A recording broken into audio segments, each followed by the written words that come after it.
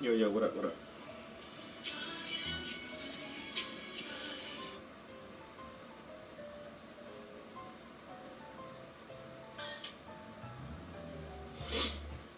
All right, getting set up for the setup.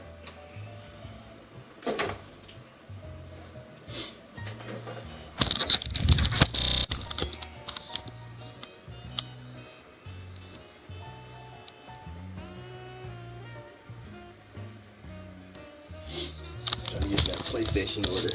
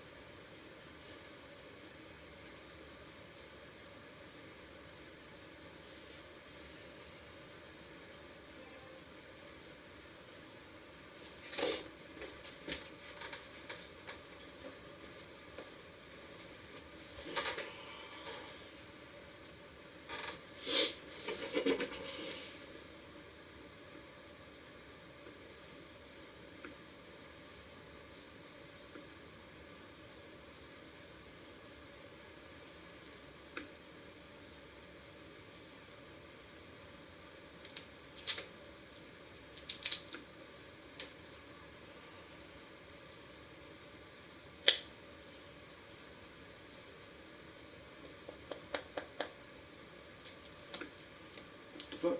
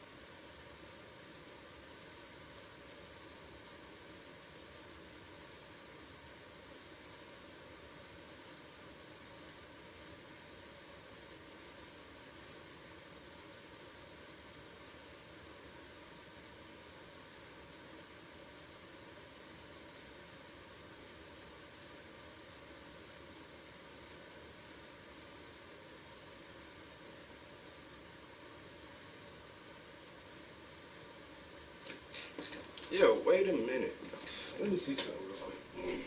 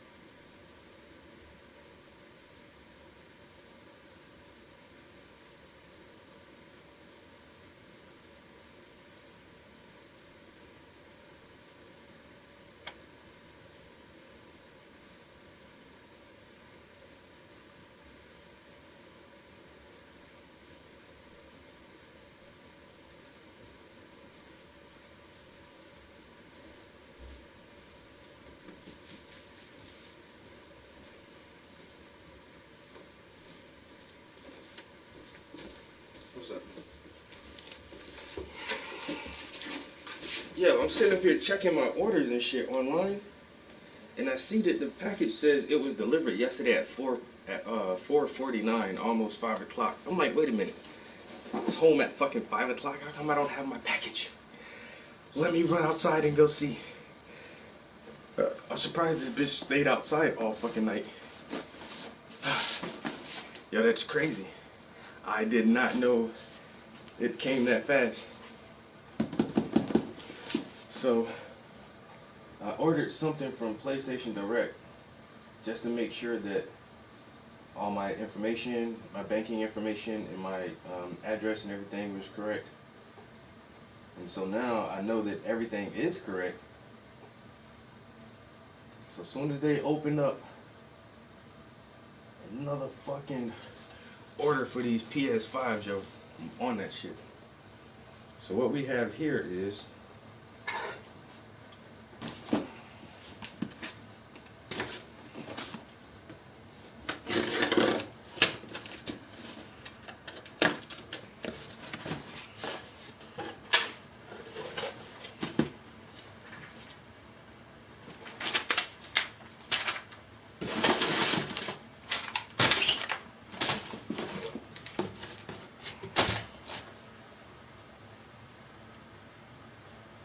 hmm,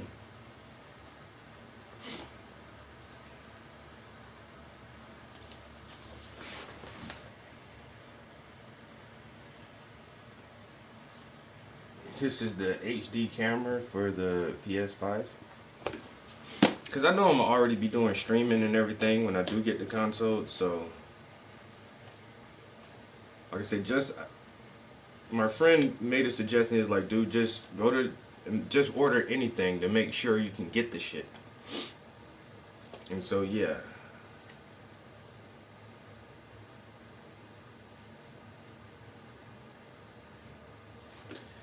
So, I mean, uh, PlayStation Direct is giving out. I mean, they have some things in stock. You just have to keep checking the website and wait until they put another stock of PS5s up. Then you have to be super fast on it. But I don't know. Maybe one day this week I'll be able to catch one. Target say they might have another bundle coming up for Black Friday. Sam's Club might have a bundle, and PlayStation Direct is gonna put up some more orders for sale.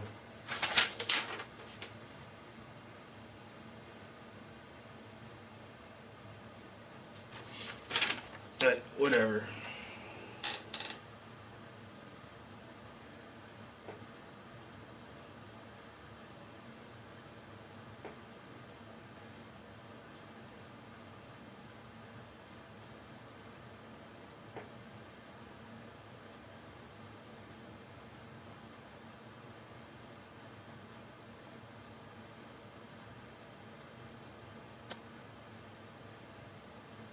It's not a very reliable source, but a rumor has it that at 8 o'clock this morning, Eastern time, that's like East Coast time, at 8 o'clock in the morning, Dell.com may have a couple of PS5s for sale. So I'll check Dell.com at 8 o'clock and see what they got.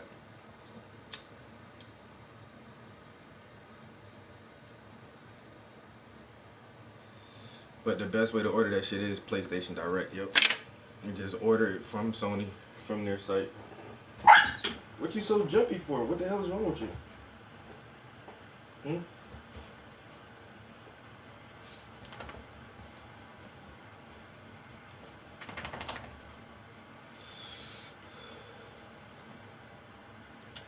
I have some interviews set up for tomorrow. I actually need to fill a slot because we like to do our interviews back to back, but one person said they can't make it until a certain time, and that'll leave a big ass gap in between the first interview and the second interview. So I'm trying to find somebody to fill that gap, and I might be able to do 3 interviews tomorrow. It'll be a long day, but at least I have a lot of interviews under my belt.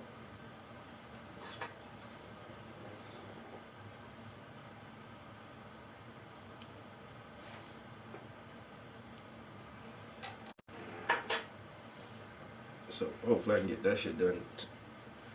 Get all my interviews done tomorrow. I probably have to wash and twist my hair so I look nice on camera and shave up a little bit, kind of make myself look handsome, I guess.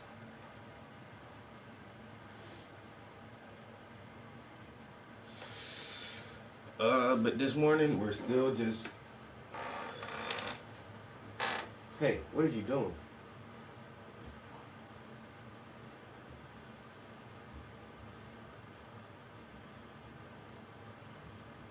You wanna go downstairs? Come on, let's go.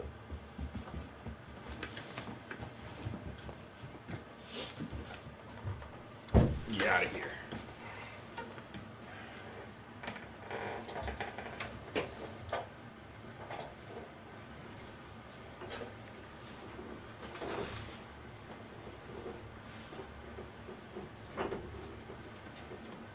Yeah, so we're still working on this painting,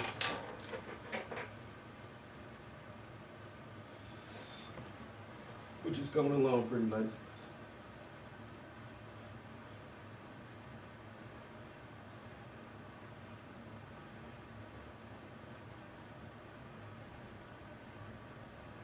Got look. I want to work on his hand a little bit more before I move on.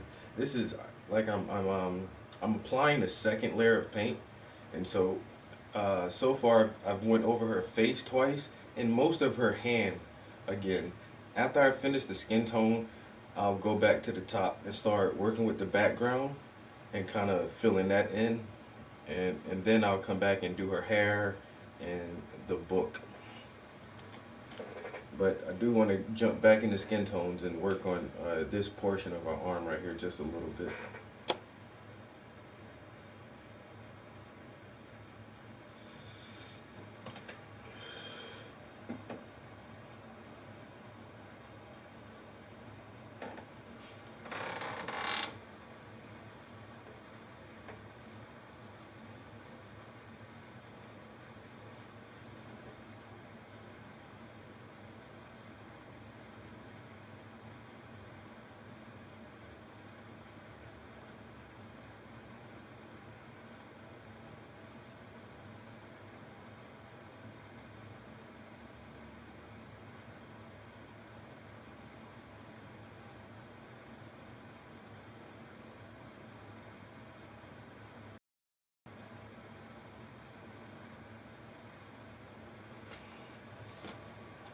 Yo,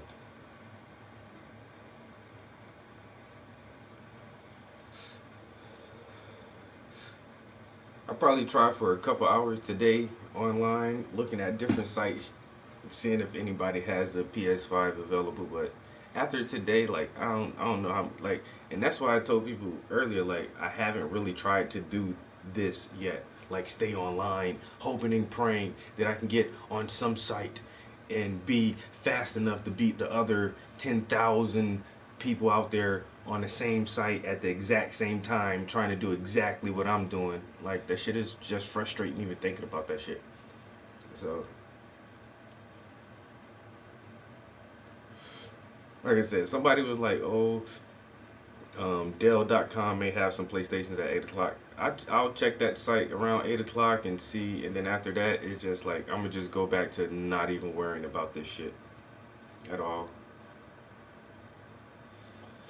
and I'll just wait like everybody else until we can all have PlayStations. But it'd be the pictures of motherfuckers that got like seven of them, like five or seven or eight, nine fucking PlayStations, four Xboxes. It's like, who the fuck are you people? Like, who are you, and how is that even possible for you to order like six and seven of these motherfuckers?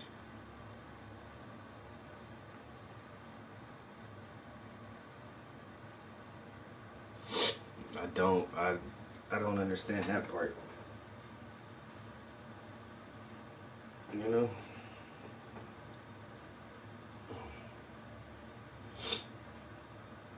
Damn, I got I'm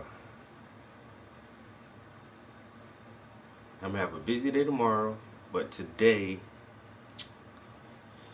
don't really have a lot planned for today other than trying to find an artist to fill the interview slot. I may go pick up a dog kennel for the dog that I have in the house, so this motherfucker isn't like running around all night while we're asleep or at work or whatever. And then that's about it. Yeah, I don't have a lot to do today. Mostly probably being here,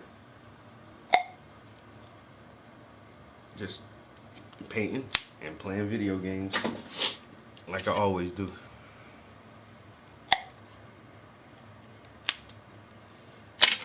You know what I'm saying, man? Same old shit.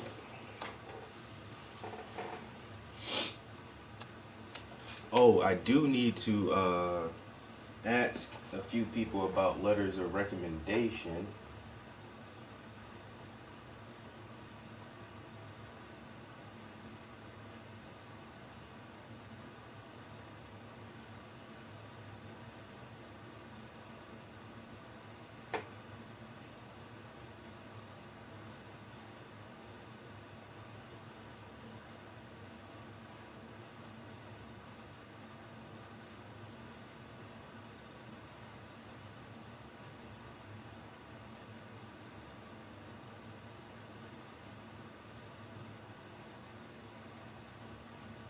Hmm.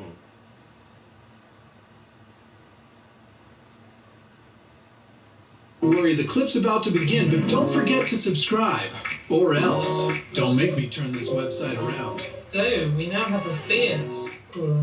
Sorry, we get a review. Nah, I've got nothing to add. Okay, cool. So, Will is about to call.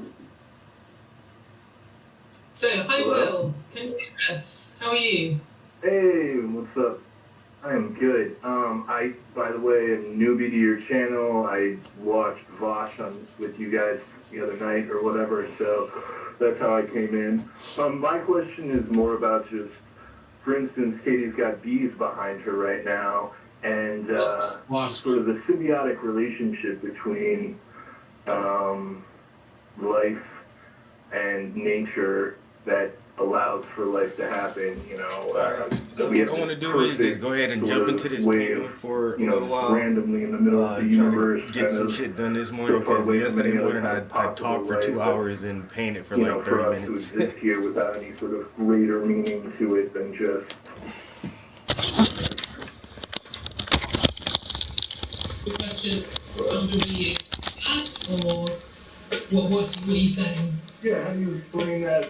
So like, just the fact that nature exists in this perfect sort of symbiotic relationship with the rest of life, and then we sort of randomly put in. You're breaking up. What did you say? Okay, sorry, I was just going to say, that's the first. Hello? Can you hear us? Yeah, I can hear you now. We can mute him. Okay, so the first point, like you mentioned, like your premise is that we have this perfect system, and I mean nothing in nature is perfect. I mean obviously perfect can have a host of definitions, but like it's not like we have this magic equilibrium that's going to last forever. Nature's in a constant state of change and reacting to new conditions and things fighting and dying out and killing each other, and I think that it can be very like easy to look at bees and look at flowers and be like, oh, flowers are pretty and bees work and they pollinate the flowers. Isn't this so perfect? But, you know, bees are getting wiped out by various diseases, and lots of flowering plants don't get pollinated by bees, and there's such a big mess of things, and there's so many things that are like imperfect. I think that I was using perfectly loosely, you know what I mean, but like compared to like Mars or something like that, or you know the fact that we have Jupiter that's perfectly blocked, or not perfectly, but blocked like asteroids and things like that. So we have a planet to survive on. So Will, there's planet like Earth where there's life, and then there's several other planets where there's not. If a random universe provided, right, no. oh my God. a random universe produced 100 million planets, and some of them were able to support life, and some of them were not, then on the planets that could support life, don't you think there would be living things going, wow, this looks like it was designed for us, when actually it wasn't? I mean, I don't think that's, and I'm not saying it's designed for us, I'm just saying it's designed for life, and I'm not saying that. But it's not. We had Our own solar a system. bunch of different life on it. No. Why won't you answer my question?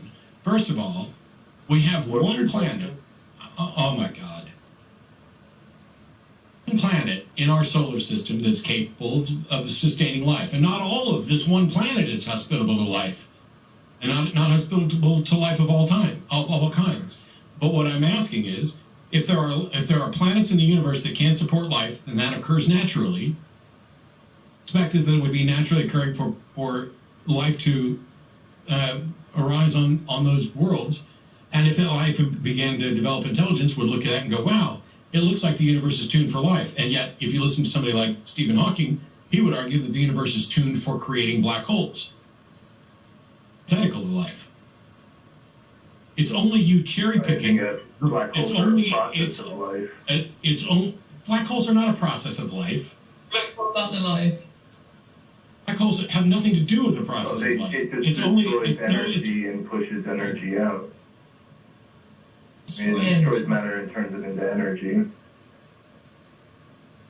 Okay, let's not argue about black holes, but... Yeah, meanwhile, we just covered more things about black holes. Okay, well, I mean, he brought up black holes. Yes, I pointed out that the universe can be viewed as being more designed to create black holes than it is to support life. More of the universe is compatible with creation of black holes than is compatible with the origination of life. It's cherry picking on your part to go and claim that the universe is supportive of life.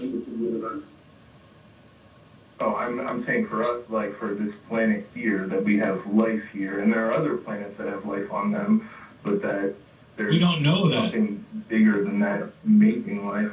Well, we don't know it technically, but we know No, we don't know it at all. We don't know it at all. I mean, not 100%. Not any percent. Not 100%. We know 100%. If there's life on other planets, you don't think there's life anyplace else? There is currently no evidence that there's life on another planet. Like it's okay. We definitely haven't written it off. There's no way. Like they found places in like Goldilocks systems and other universe and other parts of the universe. Yes, so, yes. They found planets. Oh my God, it's like talking to a fucking wall. Well, they found other planets that could support life, but that doesn't mean there's life there. That's it. Yeah. We don't so know. You think we're the only planet with life on it? No, that's not remotely what the fuck I said. Well, it sounded like it. No, it didn't sound like it. It only sounded like to you because you're not paying attention. You don't know. Okay, I'm sorry. Sorry, Matt. Go ahead, Kate. Well, we don't know. Will, hang on. I'll mute you. Will? I muted him. Okay, Will. We don't know for sure if there's life on any other planet.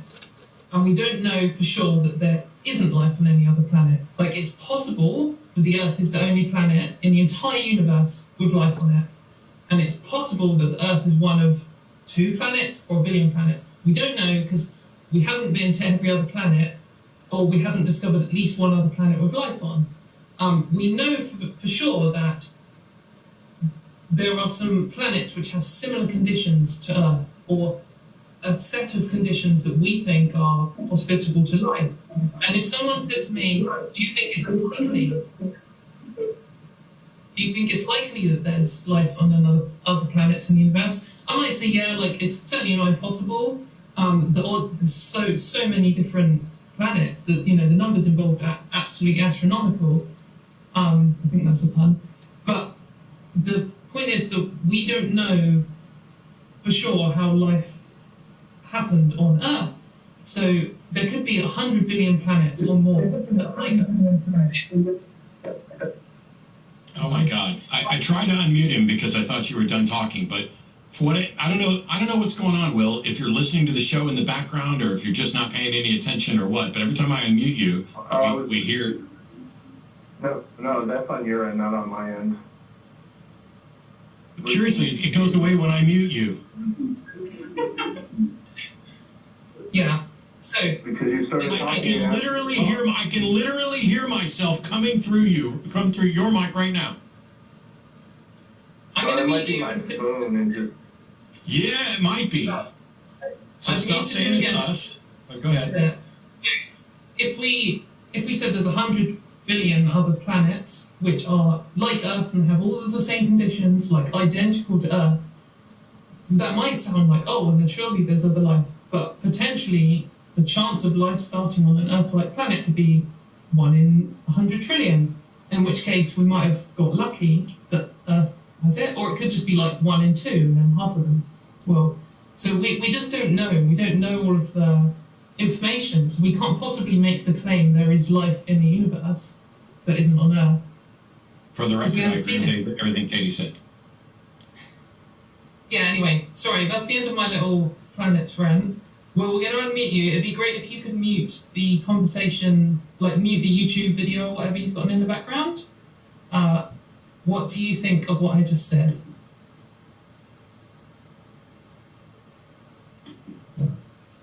You're Yeah. I just think that you're right about.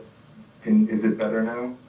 I think. Yes. I think you guys are right that it could be possible there isn't life. I wasn't really talking about that. I was more talking about just the fact that we have this planet and we live here, and there's sort of it's been conditioned over however many years for us to live here, and that life in general here just sort of makes for this sort of question of if there's a bigger meaning to it than just randomness, that we perfectly align with the time we're in, just like there are animals before us, and there'll probably be life on this planet afterwards, and just how that works without. Well, you've used the word perfectly again there, and I know that perhaps you think you're using it. I'm using that loosely. Yeah, no, I'm sorry. There's no such thing as perfection. I'm using that loosely, it's not even close. Definition of perfection. No, I think that you're using it too liberally, because, like, there are, like, animals that live at the bottom of the sea next to, like, thermal vents where, you know, the Earth's cause temperatures coming through, and there's life that lives there, and you could say, oh, you know, they're fitting perfectly, it's perfectly designed for them, but like, from our point of view, that's a really horrible, inhospitable, ridiculous place for life to exist. And when you say, oh, it's not quite perfect, you know, it just seems like it was designed for them, I think that's coming at this from completely the wrong angle. It's like, so much of the universe and Earth even is just completely inhospitable, and it's completely rubbish for life. Life just cannot exist there. And then there are some places where life can exist, and it just happens on Earth. In most of those places, life does exist there. It like fits into these gaps. And to say like, oh, it's just decent. Yeah, sorry, Matt.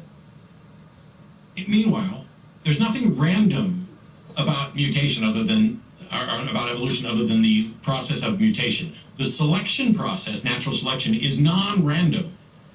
Natural selection is the process of making sure that the things that are going only the things that can survive in this scenario are the ones that are going to survive and pass on, essentially. So when you're looking at this, and you're like, oh, it just seems like it fits us so perfectly, except that it doesn't.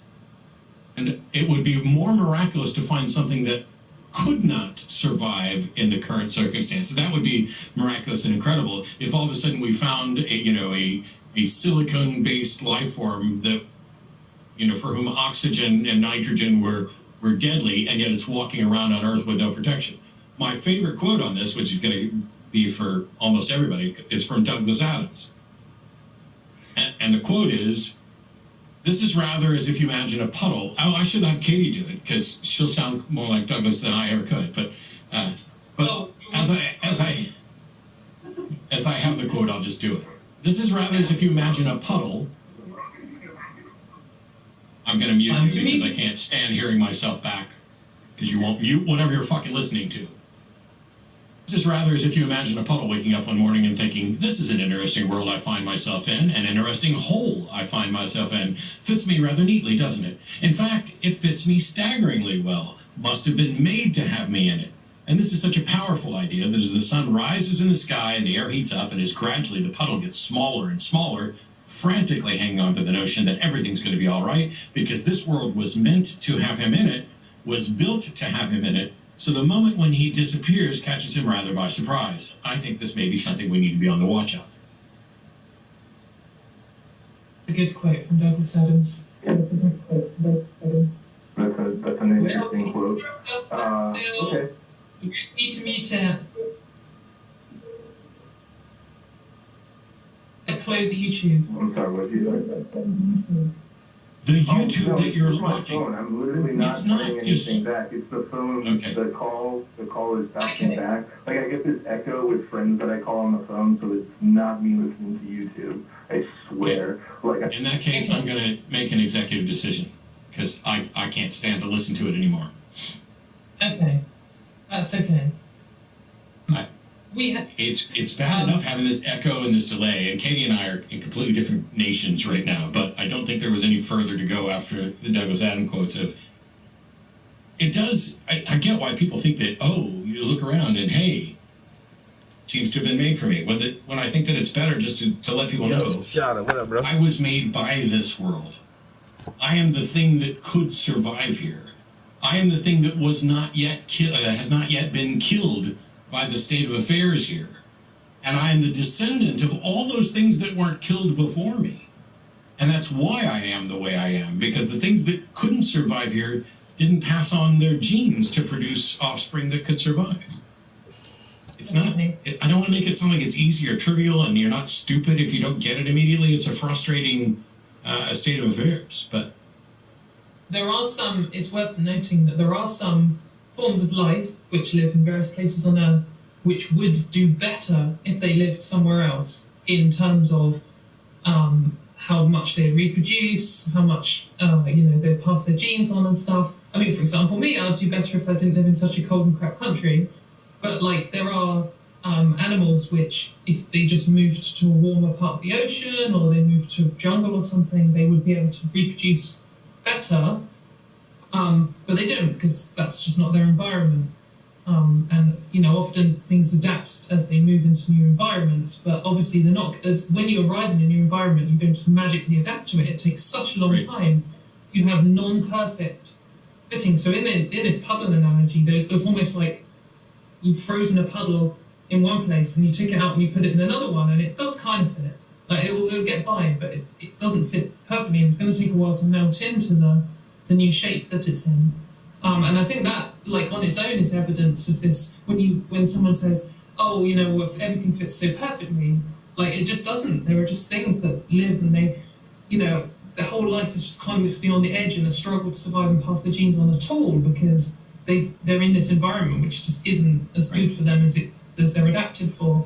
And that's going to get worse as climate change happens and everything starts not being adapted for the new environment that suddenly finds itself in. So just quickly before we go. Oh, sorry, go on. I was going to say, the worse the climate change gets, the more likely you are to find out that you'll be happy to living where you are. Texas would be okay for you now, but as things get worse, Texas is not going to be very friendly. Until the Gulf Stream shuts down and then England gets really cold. So quickly before we move on to our next theist caller, one cool thing on natural selection I learned recently is the shape of a crab, so like with the round body and the claws in front of it and the legs on the side, is actually an example of convergent evolution. And there are 5 different animals, or species, trees, or whatever, I don't know the word for it, which have independently evolved into the shape of a crab, which is really exciting. So it's obviously a very versatile shape to be. So I think when anyone says humans are the most evolved, that's false because we're not crab-shaped yet. Anyway. Yeah, and it's maybe an error to think of anything as most involved. I love those facts like that. The examples of convergent evolution to me are the shining stars of science, because would be intuitively obvious to assume that all crab-shaped things are descendants of one common ancestor. That's what a naive look at evolution would make you think. However, we've gone so far beyond that we can recognize when something is not the result of direct evolution, but is convergent evolution towards solving a problem, which is why we have a bunch of different types of eyeballs, and they have several different versions of them have evolved independently. So yeah, I love that. That's convergent evolution is wicked. Yeah. And crab wicked too. So it's the perfect Venn diagram overlap. Hey, thanks for checking out this clip for the line. While you're here, hit that like button, hit subscribe, turn on notifications, and then share this with that bitter uncle of yours who loves talking about the good old days.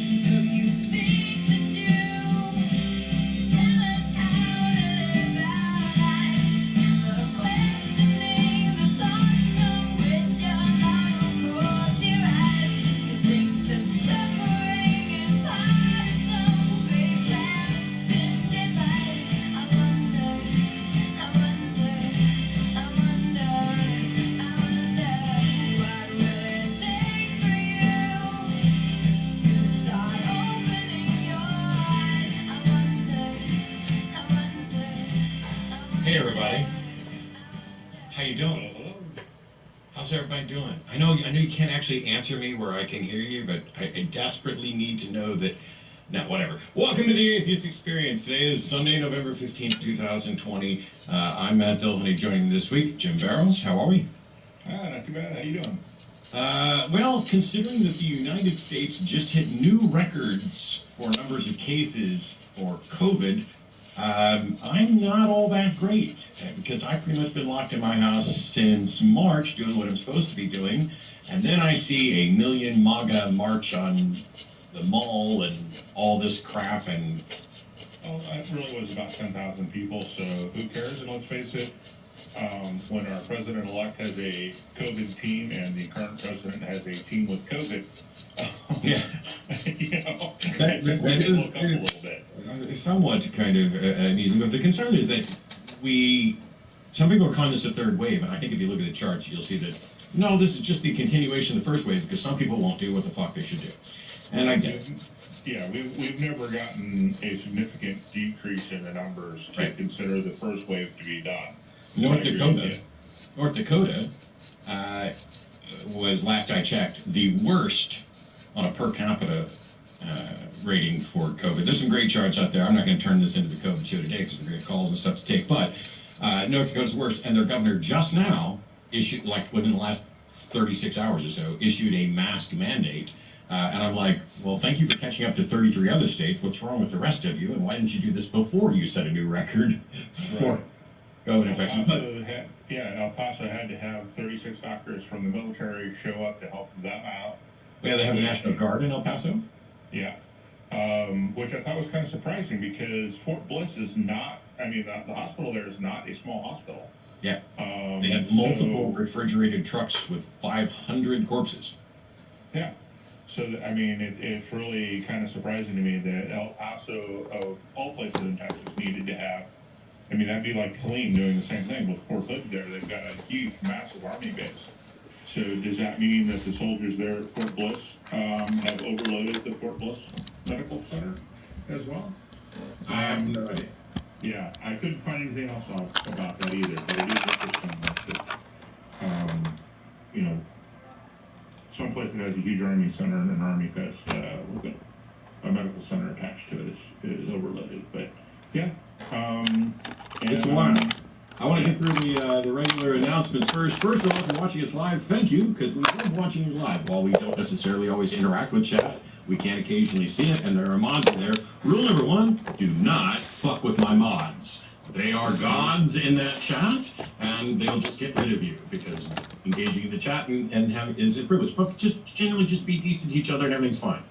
Number two, if you look above the chat, right over there, I think, there's a donation link where you can contribute. 100% of your donations go to the Atheist Community of Austin to support this program, Talk Heathen, Truth Wanted, nonprofits, psychosexuality, etc. Those donations there, nobody takes a cut. It goes straight to the ACA, where those of us on the shows are just volunteers doing this. You can also look at merchandise by going to bit.ly/AEN merch. And you can get a membership on the YouTube channel by clicking the join link there on the channel. And you can also go to Patreon, and it's patreon.com/theatheistexperience to support there as well. We have two new, but we're promoting two new Facebook pages that we've put up several times over the last couple months. There's the Atheist Experience fan group, that's facebook.com/group/AXPFG, and then there's the Atheist Experience private fan group, AXPPFG is the group link there. In addition, there's also the ACA Discord and other places for you to participate and have conversations with people. Talk Heathen was on earlier today, and in between Talk Heathen and Atheist Experience, nonprofits. New episode of Nonprofits, I believe, today, every Sunday at 3 o'clock, new hosts, new segments. Please check it out. Make yourself some lunch or whatever in between Talk Heathen and Atheist Experience, or just follow the link, youtube.com/the-nonprofits SACA, or the nonprofits ACA. I put two S's in there. Give me all the S's. But I want to thank the people I'm going to thank them every week. I'm going to thank them probably at the beginning and at the end, because these people are legit, and that's the crew that makes this stuff happen. They're all there. Look, people screening calls. They're wearing masks. They've got cat. Oh my God, how many cats are we going to end up having on here? What is that you're rubbing on your shoulder? Like a webcam. Oh, it's an alien. I thought that was a webcam mounted on your shoulder, and you were doing some meta thing of shooting it at the actual screen. Anyway, thanks everybody who's over there working on that. How are you, Jim? I mean, apart from all the COVID stuff and everything else, how you holding up? It's just another day, and another week working and wishing I could go out and do stuff and not being able to because people won't wear their freaking masks. Of course, we live in Texas, where personal freedom outweighs people's health.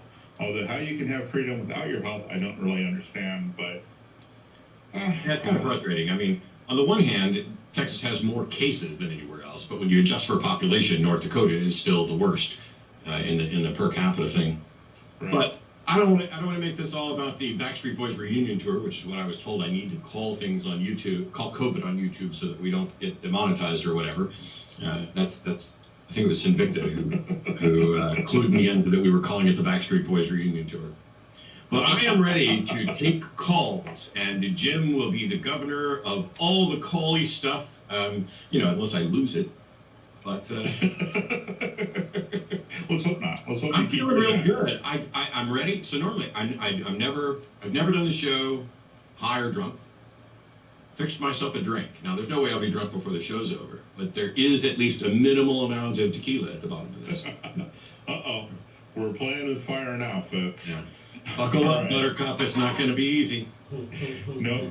And we, as always, we're taking theists over atheists, and we do have just two theist callers in the queue right now and a bunch of atheists. So if you're a theist and you were wanting to tell us exactly what you believed and why and wanted to engage, just so that the show's not all about atheists, go ahead, call on in. The phone number's right there on your screen. Yeah, please do. We would appreciate it.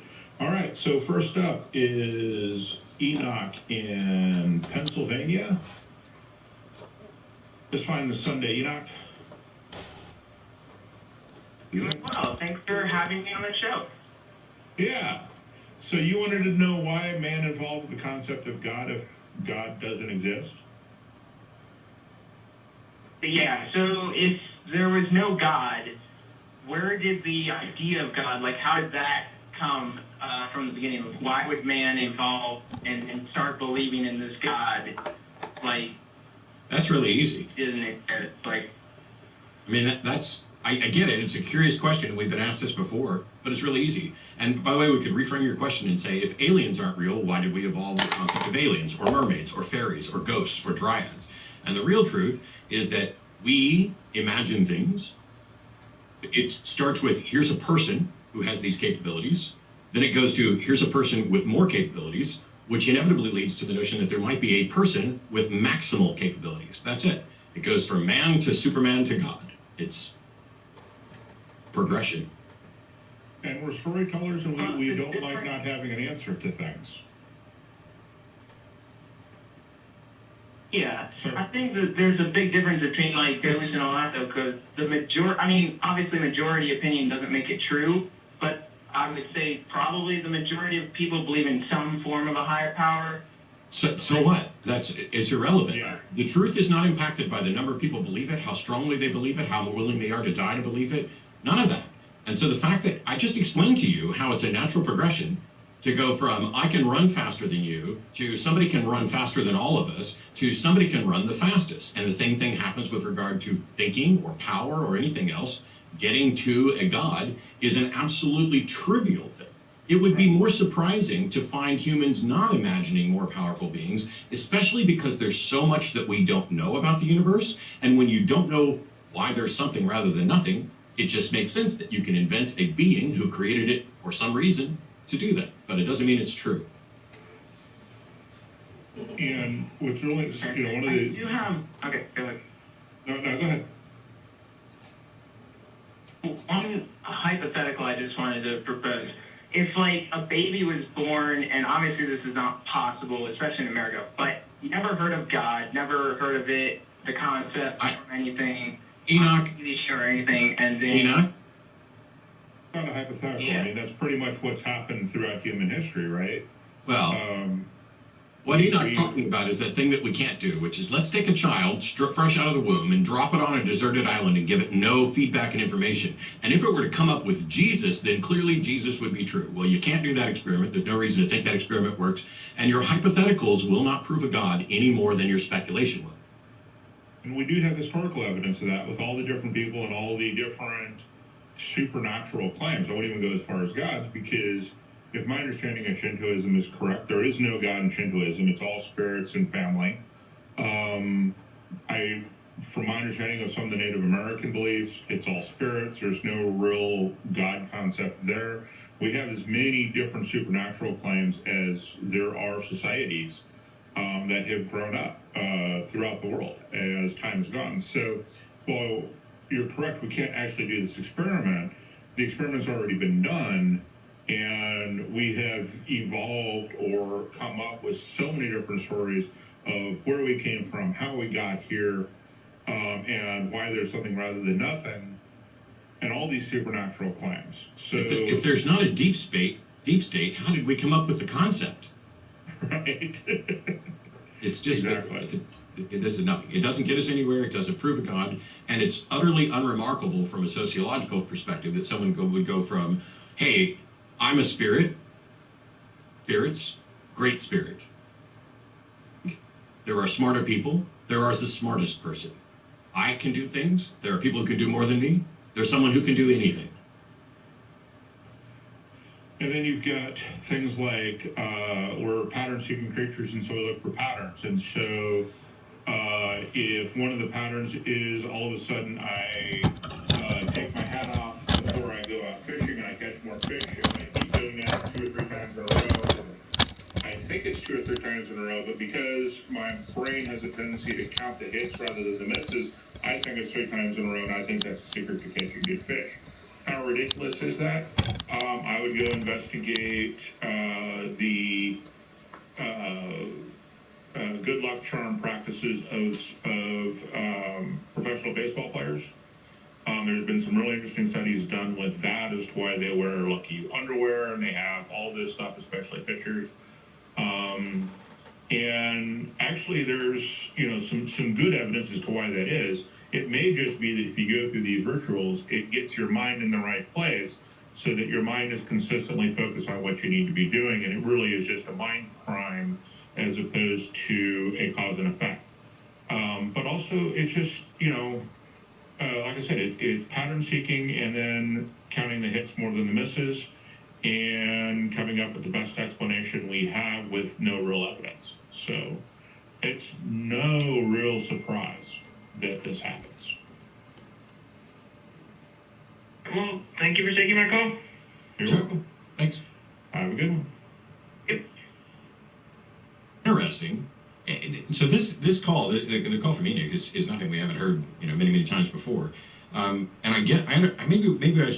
there's extra things to say, which is, it's not surprising to me people go, hey, if so many different people have independently come up with a notion of a greatest being, how did they do that? To me, it's obvious. To me, what's not quite so obvious is some of the specifics that are come up with in various religions. And I think that's just like, the telephone game of, I'm passing it on to you, you're going to, like literally, there are people who have, we're prone to exaggeration all the time. I caught a fish and it's this big. Yeah. Exactly. And so, if my dad's stronger than your dad, my dad could beat up your dad. Oh yeah, well, my dad is stronger than anybody. In fact, he's the creator of the universe. And if you kill me, I'm going to come back in 3 days, Right. Yeah, and that always, yeah. All right, so on to the next theist caller, and we still have more atheists than theists, so come on, theists, call up. We're going to take Charles in Texas. Hey, Charles, how you doing? Hey, what's going on? Amos 9:15 says, "And I will plant them upon their land, and they shall no more be pulled up out of their land which I have given them, saith the Lord thy God." Ezekiel 38:16 says, "And thou shalt come up against my people of Israel." No, don't make me mute you already. Don't make me, all right, you're muted. So it's probably a good idea not to just immediately say, hi, let me read you this Bible verse says this Bible verse says that, this Bible verse says, because we don't give a shit what the Bible says in the first place, and we're not wanting people to just call in to preach. So if you have a point or a question or evidence or an argument, cool, present that. We're waiting. And I'm unmuting you now. To get a traditional guardian to the Vatican Treasury come. Oh, you're not listening to us at all, are you? Are you listening at all, Charles? Charles? You're going to be dropped in 5, 4, 3, 2, 1. Bye-bye. Roman Catholic Church.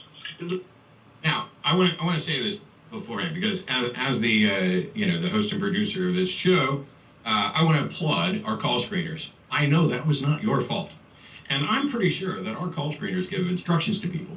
Maybe we should include, hi, when the hosts take your call, 1, don't ask if they can hear you. 2, introduce yourself, state whatever your question or thing is, and try to make sure that there's room for interaction with the host, or you're going to wind up muted and dropped. It's a shame that one of only a couple of theists who bothered to call in today did not take a breath, and even when muted and put on hold, would not listen, and all we wanted. So the question here is, and I Ezekiel 38:16 from the should I read from the NIV since that's copyrighted? Maybe I should go with the New King James. I'll pull these up, because despite the fact that caller did absolutely nothing useful, I would like to give their thoughts a moment. And so they had 2 specific verses, and I'm going to read and address these. And since they were willing to talk without letting us talk, I think we should be able to talk without letting them talk. Pretty much. So Ezekiel 38:16 says, "You will come up against my people Israel like a cloud to cover the land. It will be in the later days that I will bring you against my land, so that the nations may know me, and I am hallowed in you, O Gog, before their eyes." That is an interpretation of, essentially, the reestablishment of Israel. And specifically, in Amos 9, it's like 15? Yeah, I will plant them in their land. So 13 through 15 is talking about Israel. I will bring back the captives my people Israel. They shall build waste cities and inhabit them. And verse 15, it says, I will plant them in their land, and no longer shall they be pulled up from the land I have given them. So that is a prophecy that can, if it's viewed as a prophecy, it may or may not count as a prophecy. Prophecy that can never be fulfilled, because it says that he will plant them in that land, and no longer shall they be pulled up from the land I have given them. There's no evidence that God has ever given Israel any land, and there's no evidence of a land which Israel hasn't been uprooted from forever. You would have to wait forever. If you want a prophecy, It needs to be fulfilled by a single set of circumstances that isn't prone to interpretation and that has an actual time frame. You can't just say, eventually the United States is going to have a woman president. Ta-da, look at me, I'm a genius prophet from God. And you also couldn't make I mean, that's a prophecy that when it comes through, it's like, oh, no big deal. But you could also say the United States will never have an Asian woman as president. And if it doesn't happen in 100 years, 200 years, 500 years, whatever, maybe the United States dissolves is the only way that becomes true, in which case the United States has no more. Yeah, you can't have open-ended prophecies. That's unimpressive. Yeah, very unimpressive. And then it's the whole question of, well, why do we care until you can prove God exists? Because in order to prove that A caused B, you need to prove that A exists.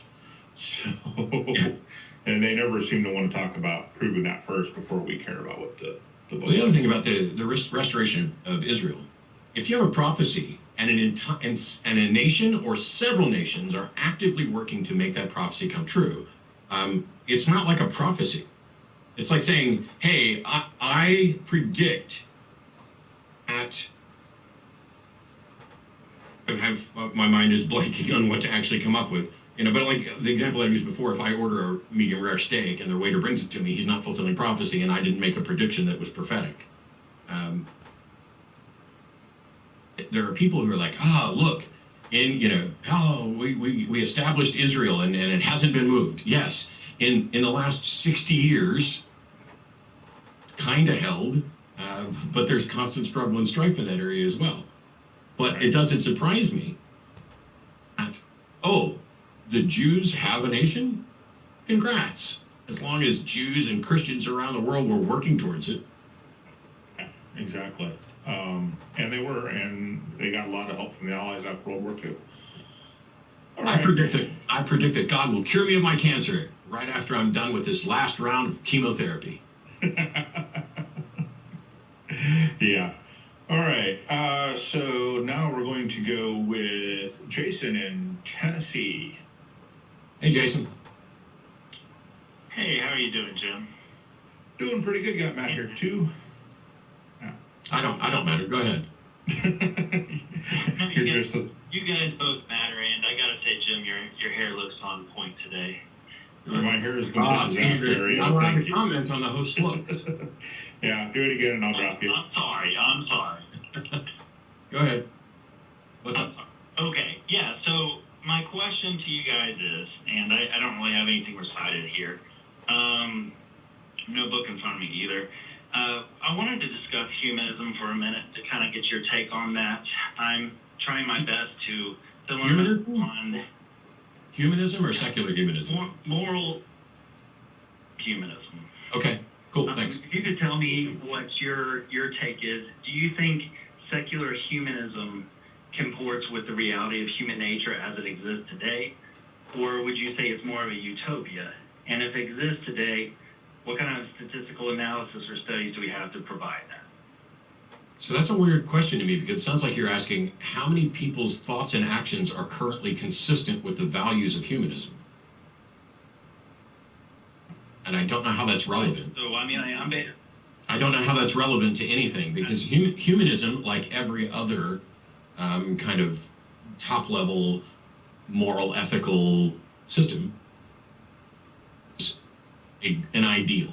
Now, in the case of secular humanism, what it is we are recognizing that as far as we can tell, humans stuck on a planet, and we have to cooperate, because my actions impact you, your actions impact me. And irrespective of whether or not there is a God, there's not sufficient evidence to conclude that we can reach for help from beyond the natural realm. And so that our best course of action is to work together towards a better world. That's secular humanism in a nutshell. It doesn't even proclaim. It's like when you go through the manifesto, all three versions of it, there are some declarations about we're going to acknowledge basic human rights, etc. But it's not like there's a thou shalt, thou shalt, thou shalt type of list. So all humanism is doing is saying, in the absence of any reason to rely on the supernatural, we have to work together to make this world the best world we can be. And I think that there are a lot of people who are who are consistent with those values, including people who don't identify as secular humanists, who may identify as Christian, Muslim, etc. It's not where we are yet. I don't think that everybody even understands the values of secular humanism, but I think it's a reasonably achievable goal. Yeah. Okay. So you do think it is an attainable goal, though? That's the question. Well, I did until one of the things is that this glut of information has produced a whole bunch of people who will not accept real, reasonable, reliable, factual information, and instead are leaning towards conspiracy theorist garbage and things that alienate us. But my view, my reason for advocating for humanism isn't because I think the world ever will be secular humanists. It's because I think the majority of the world should be secular humanists. Okay. I mean, you might as well say, like, if I'm advocating for sobriety, no matter how many people are capable of achieving sobriety, sobriety would be preferred to, the opposite. So, if you don't mind, can I ask a follow-up question? Sure. I'll let Jim hit it because I talk too much. No, you guys are fine. My follow-up question is this. In the world we live in, we obviously live in a world with several different societies that follow their own rules, laws, moral, guidelines, I guess you could say. Mm-hmm. If you have a preference for or a moral code of your own, and you ascribe to humanism, if we're not currently under a one world government system, and so we can't all reach necessarily agreement on morals, if we entered into a conflict with another nation or society, how would you expect to realistically resolve issues? Dialogue, talking to each other. Okay. I mean, what else would there be? I mean, personally, I'm asking a very general question. I gave you a very general answer. I'm not sure, what precisely you're asking. I mean, I'm a fan of a one world government, but you don't need a one world government to have cooperation between governments. We have that now. We have the United Nations. We have sanctions. We have diplomacy. None of those things go away just because you're a secular humanist. Right. Matter of fact, they get amplified because now, instead of saying, my God and my religion is in charge of this particular state, which is a hindrance, now we don't have that problem. And we have extradition treaties with countries, and they have them with us that, some countries we won't have an extradition treaty with because they will do things to their prisoners we don't agree with, and we're not going to send someone to that country for that reason. Other countries do the same thing to us because we have the death penalty, so they won't extradite their citizens or people in their country because we have the death penalty still on the table, and they think that's really atrocious. So this kind of thing is happening now, and we're negotiating our way through it. Yeah. The question is, when you look at certain societies, I would call based by statistics of how many people are so-called atheists or secular in China. I would say definitely China, which is one of the leading world global superpowers. I mean, they're not quite. I mean, they're past. They're getting close to us in economics. But my question to you is, that we're currently in tension or conflict with them, and correct me if I'm wrong, I wouldn't necessarily say that China, even if they identify as secular, they wouldn't necessarily follow humanist practices as a majority. I'm not saying there's not exceptions. Oh, you're right. You're absolutely right. There is no secular humanist government or nation currently. There are some that are closer than others. China's not that close at all. Right. In much the same way, you remember, so a lot of people would point to like Soviet Russia and say, this was an atheist regime. Well, okay, to some extent it was, in the sense that they outlawed religion, which is not anything that I would ever advocate, but they weren't a secular humanist regime. They were essentially a religion with the state as God, and China has something similar. Yeah. I definitely wouldn't point out North Korea as an example because I understand that they. Well, see, I would actually point to the Scandinavian countries first as being closer to that humanist ideal of than either of the countries that you do, because both North Korea and China also have a government that doesn't believe in personal freedoms, and so they may be atheists, but remember, atheism is only an answer to a single question. It is not a worldview. It is nothing else. If you want to find out what an atheist's morals are, you can't say, well, I'm an atheist, and then begin to pick at something and begin to understand maybe what they believe. You actually have to go ask the individual atheists. So just because they're atheists doesn't mean that every atheist is necessarily going to agree with what they do. So and people keep bringing up these countries with really, really bad humanist, human rights policies, and they never bring up the countries that are more atheistic and have better human rights, like the Scandinavian countries, like Japan. And so it really becomes that question of, why are you picking these people that everybody agrees are really, really bad, that, North Korea is a pariah among other nations. China would be if they didn't have the economic power that they do, or the manufacturing that they do, but even they're changing quite a bit and becoming better at their human rights, but they still have a long, long, long way to go. So I would say picking on those two is fine, but why not go look at Scandinavian countries that are doing things like talking about closing our prisons too fast. Note, I said closing prisons too fast, not building them too slowly, like we talk about here in the United States. And the reason why they're talking about that is because they actually have policies in place that actually reduce crime. We don't. So why aren't we looking at those folks that are actually doing things to make sure that their populations are happy and healthy and actually accomplishing something, rather than look at a bunch of places that, yeah, they happen to be atheists, but okay, so what? Like I said, atheism is an answer to a single question. It is not a worldview. And not all atheists are humanists. Yeah, and not all atheists are humanists. I have a question for Jason, though. And I agree with that. I acknowledge that not all atheists subscribe to a humanism model. I saw the debate with Matt Dillahunty versus Pearson, where the argument was, is the USSR or the Soviet Union, would they be humanist? I agree, by definition they're not. So I do understand the differences. I have a question for you, Jason. Point out, though. Sorry, go ahead. Oh, you would point out what? I want you to finish. You said going to point out that I'm saying that. I'm just going to point out that I do acknowledge that the Scandinavian countries would point more towards secularism. I mean, humanist, secular nations that you're talking about. All I'm saying, though, is that yes, you're absolutely right to say that. To say you're atheist doesn't subscribe to a certain moral model, and so therefore you have these different nations that all have their own individual takes on moral values.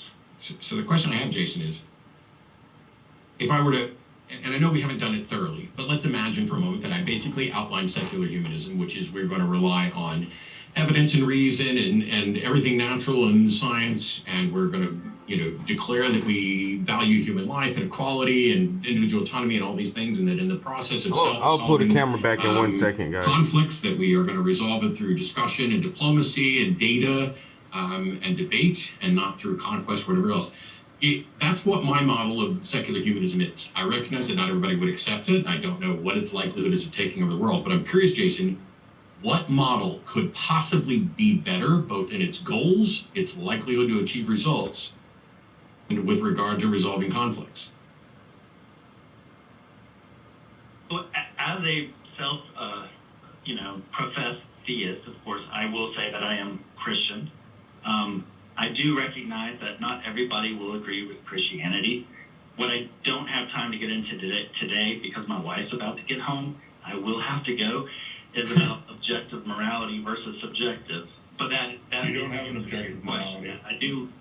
Yeah, you don't have objective morality. You don't have a morality you can measure.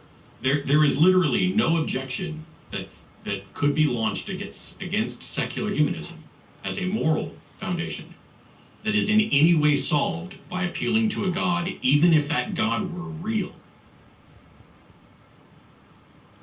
Right. So let also point out that God has a really, really, really bad track record in motivating humans not to commit crimes. Right. Horrifyingly bad. Christianity is particularly vile in that it allows for and sanctions slavery, misogyny, conquest, torture, all manner of immorality. It doesn't value individual freedom. It doesn't give good health information. It has this notion of unforgivable sin, of inherited sin, of retribution by substitutionary atonement. It is anti-LGBTQ. It is anti-science. There's nothing in there apart from, if you could get everybody to agree, then you would have agreeance for about a week, and then the First Baptist Church and the Second Baptist Church would go to war. And also, if you have kids, you probably know this, but if your kid starts writing on the walls, the best time to correct that behavior is immediately after the behavior, not to wait a year or until they're 18 or until they're dead to correct the behavior. And yet, all behavior correction from God comes after you're dead. That has absolutely very little impact on most people. Now, there are people, and they call the show a lot, who are absolutely terrified of hell and going to hell. So it does work on some people, but most of the people, it really doesn't have any severe impact. So, you know, and you don't have an objective moral foundation in the most common sense of the word objective, which is measurable, unless you can prove to me how you measure it.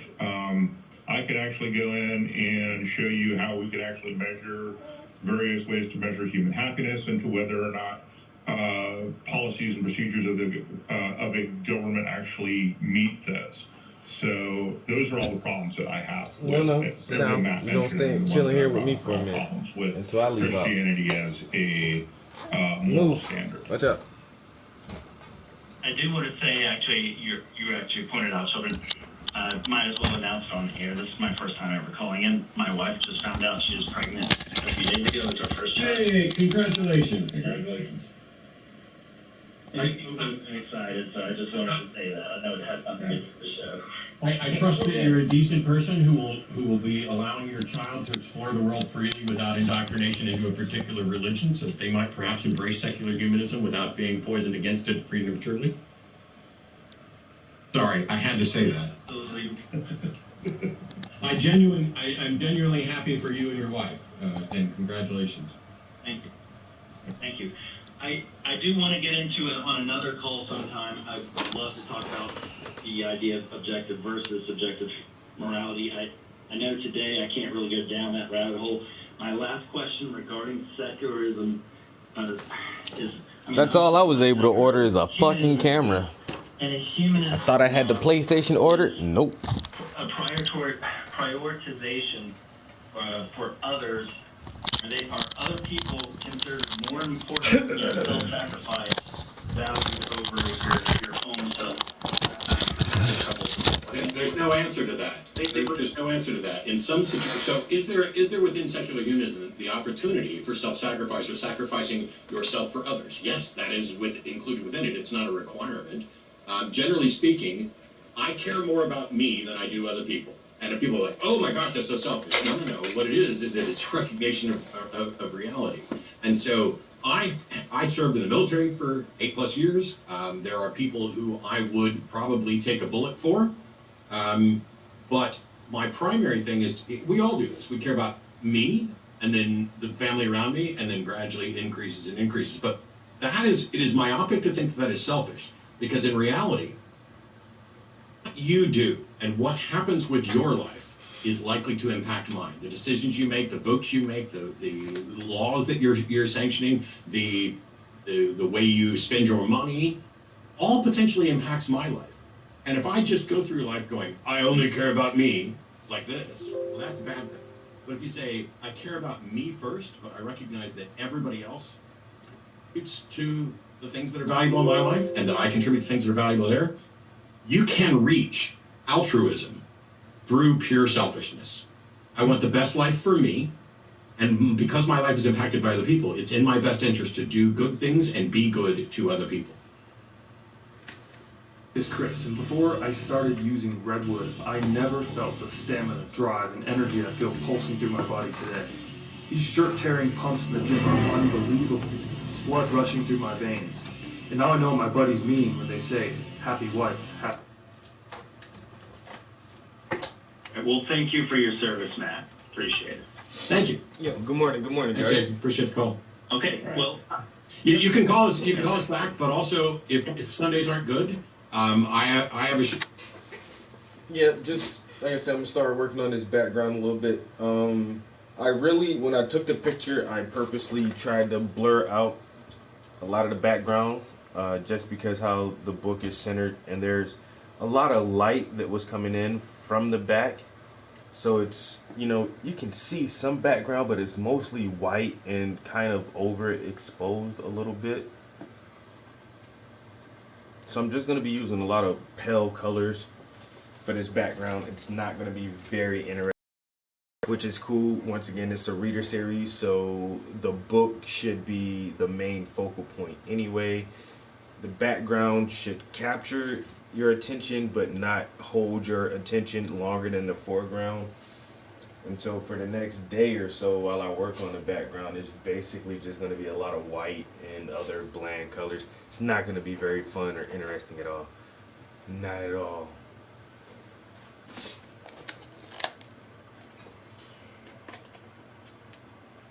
Yo.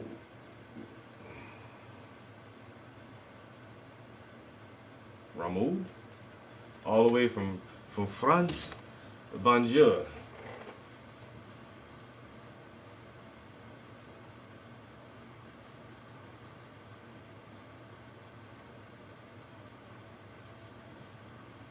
My dog is mad I have her trapped in a room with me. Yeah, you're gonna chill up here for a while.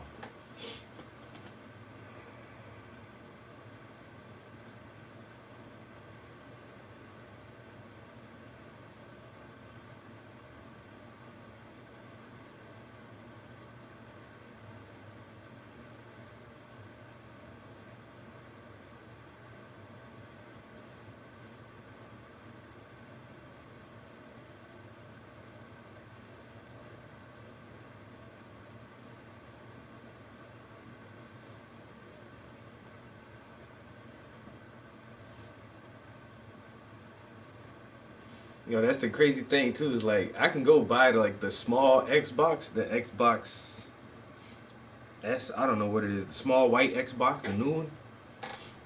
Like them shits are around my city. Like 2 different places have them. Best Buy and Target has the small white Xbox, but nobody got the big Xbox or the PS5, yo.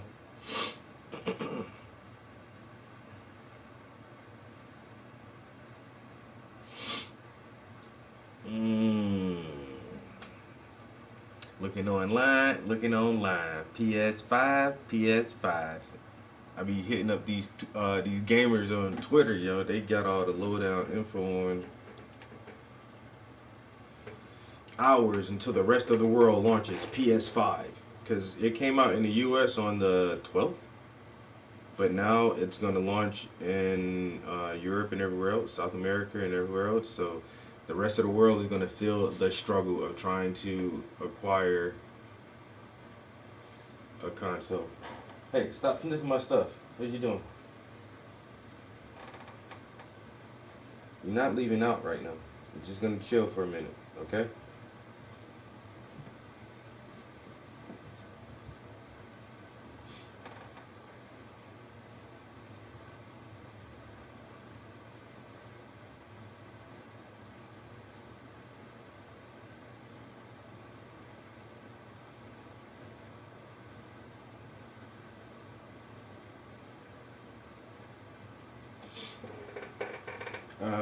In Japan, Sony sold 118,000 PlayStation 5 consoles from its debut on November 12th to November 15th. Roughly a third of the PS4's performance over launch weekend. This is due to supply constraints, not console demand. Sony, Microsoft consoles struggle with thin launch day stock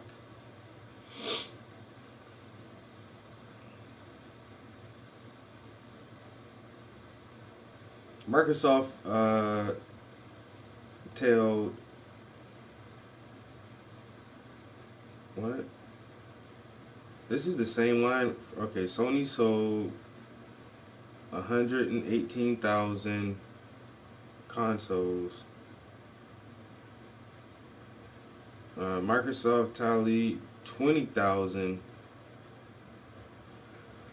Wait a minute. Microsoft only had 20,534 units of its Xbox Series X and S during the 6 days from its start on November 10th, also shy of the 23,562 that the Xbox One managed during its first few days that reached the house.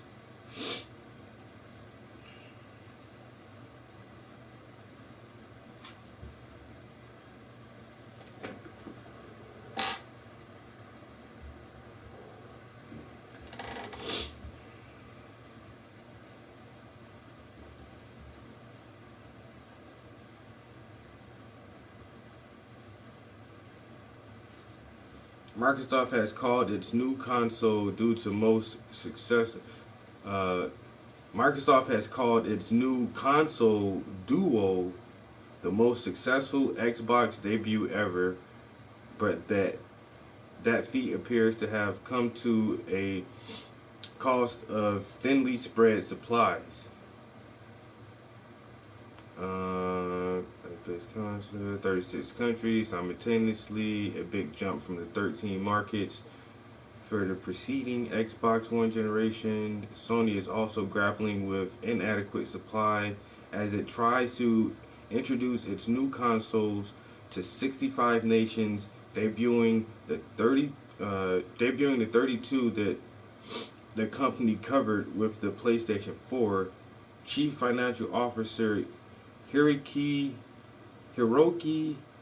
Totiki told investors in October that supply chain bottlenecks have hampered the tech giant's efforts to meet demands, and the constraints may persist until March next year.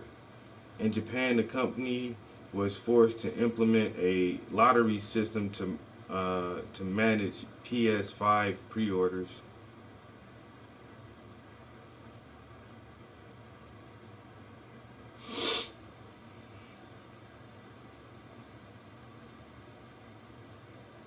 So they say this supply restraint is going to be until May of next year.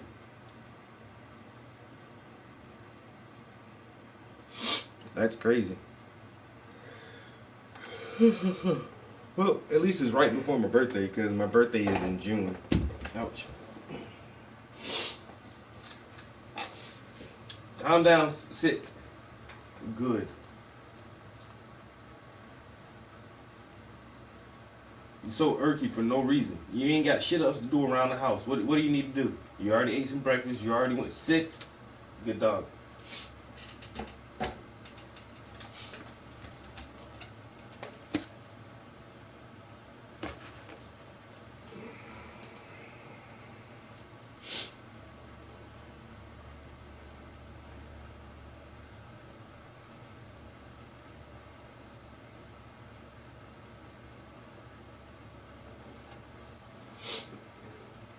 You ain't touching them until a year in.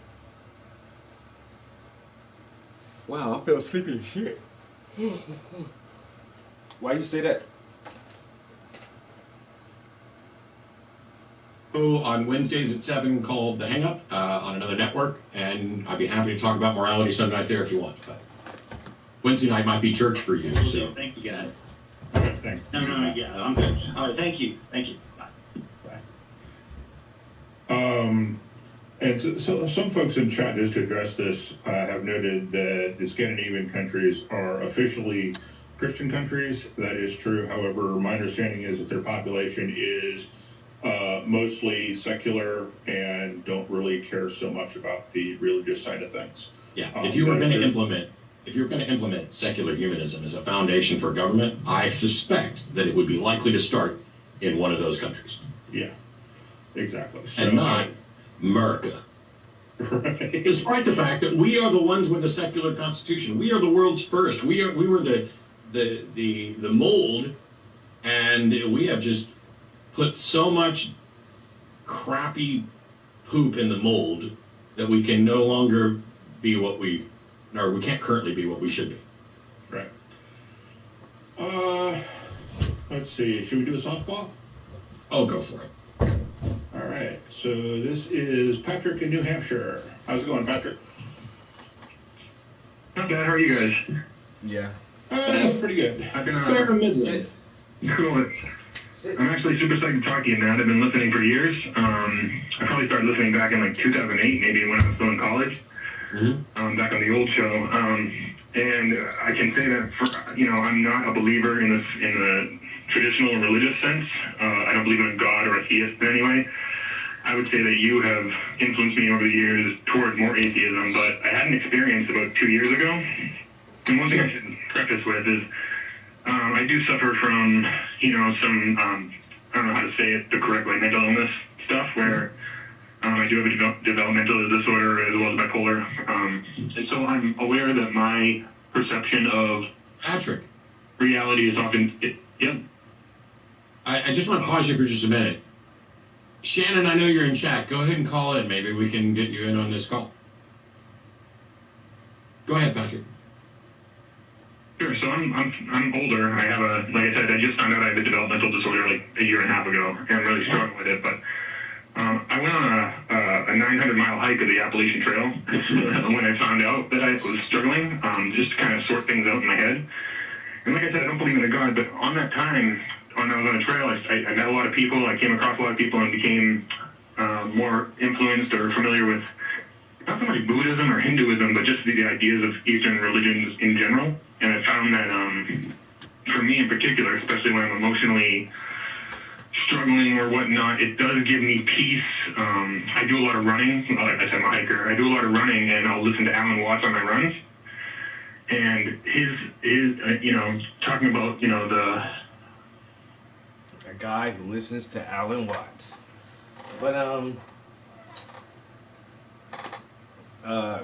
Peaky, I can see what you're saying, bro. Like,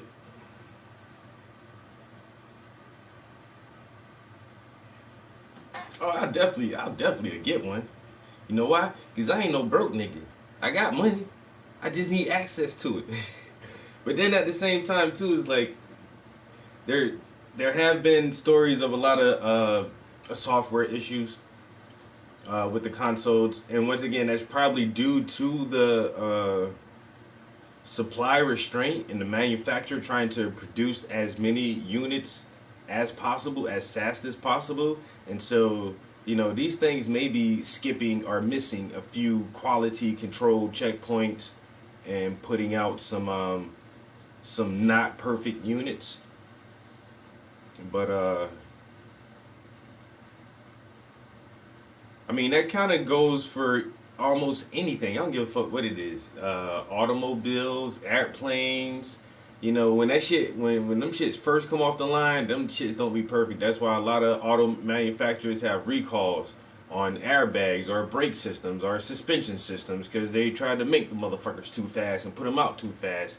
And the same thing was one of the major blunders was Microsoft's Xbox 360 with the red ring of death. It was fucking horrible, and it took them a year or better to actually fix the issues with the red ring of death because everybody console was dying who got the first shipments of them.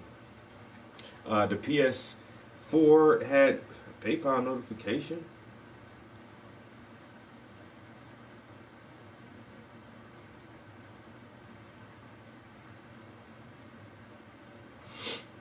Whatever. And so, yeah, you should always be leery of trying to have the first off the line.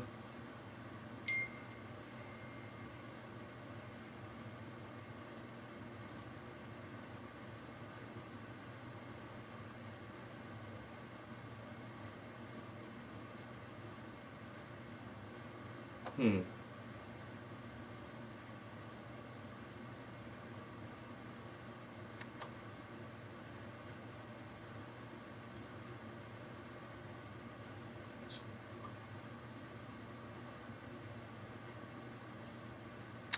don't know. If I can still get my hands on one now, I'll buy that shit now. Fuck waiting.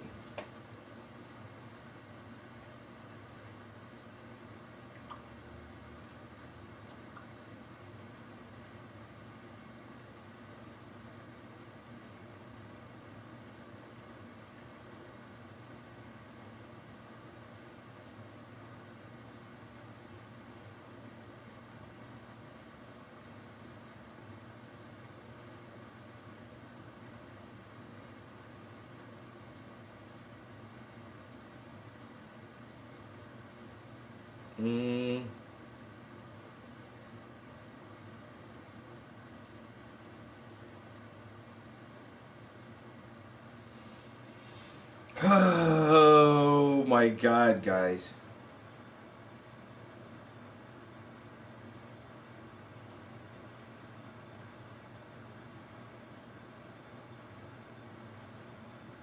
No.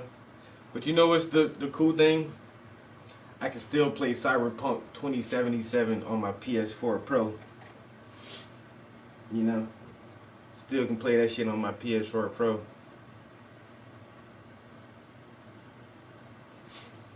I had three. I had three Xbox 360s. The first two was Ring of Deaths, and the third one, actually, I had that one for a couple years after that. But yeah, I had to turn 2 fucking systems in, and I was able to keep the third one. Bro, you talking about mad? And then when you have to send that shit back to Microsoft, man, that shit take a couple weeks to come back. You just sitting around the house with no fucking game. And like I had the 360 before I had the PS3. And so when my 360 was in the shop, yo, that's when I brought the PlayStation 3. I mean, I had the PlayStation 1 and 2, but then, you know, Microsoft was like, oh, you got a new console, so I wound up trying that one first before the PlayStation, but then I was like, yo, fuck that. They got the PS3, and then by the time I did get a working Xbox, like, you know what I'm saying, I was like, kind of fuck that shit. But I've had every PlayStation, and I've only had 2 Xboxes. I had the 360 and Xbox One. But I don't know. I think I'd rather have a Sony product. Oh, definitely, for sure, bro. I keep playing with the idea, like right now I feel like I want to play that new Call of Duty, Cold War. You know what I'm saying? I want to play that, but then it's like, do I really, really want to play it? And then like Watch Dogs Legion. Like, I want to play that, but do I really, really, really, really want to play it?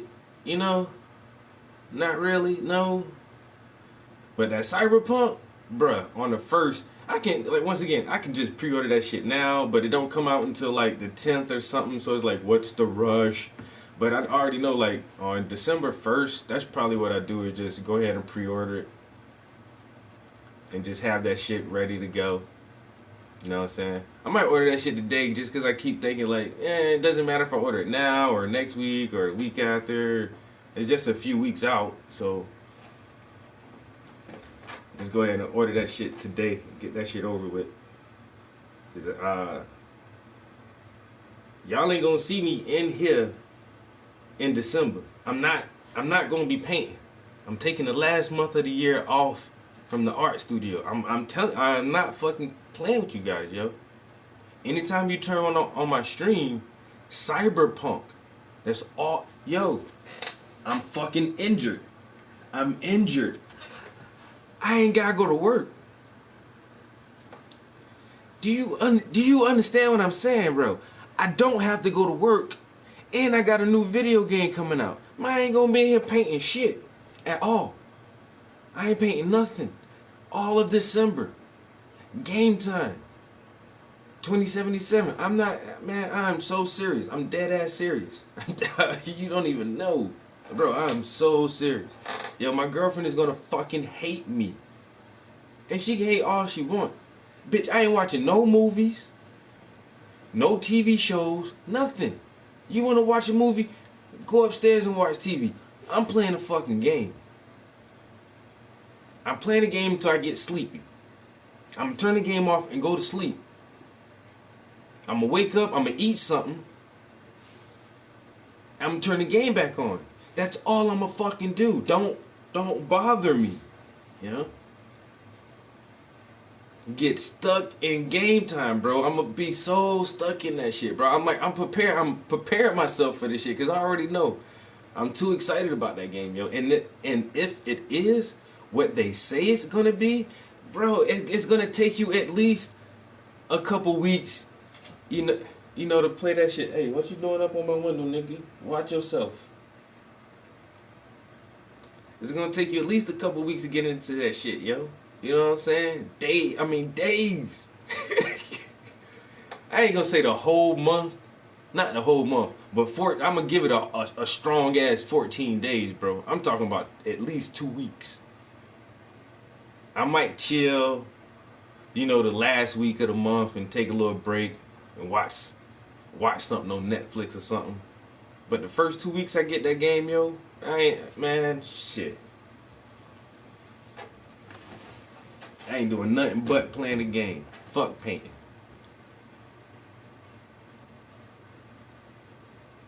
Word, I swear, yeah.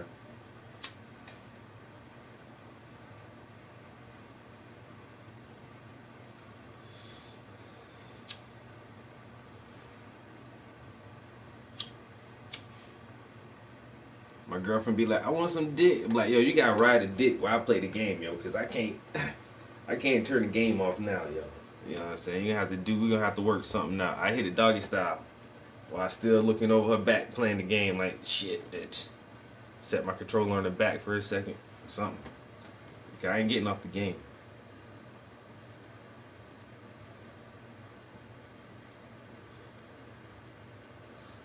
I swear it will, yeah. But the last game I was like that, well, The Last of Us Part 2, bruh, that fucking, the first 2 weeks, The Last of Us, I got my hands on that shit, bro. I swear, for like, until I beat that shit, yo, I played that shit until I beat that shit. It took me like about 2 weeks, a little bit more than a week. I played that shit every day, all day. And then as soon as I beat that shit, I started it right back over. Then I played it halfway through again. I still might finish it out and play it all the rest of the way through a second time, but yeah, but like that shit was my shit, yo. The Last of Us Part 2, love that fucking game. Was on that bitch all day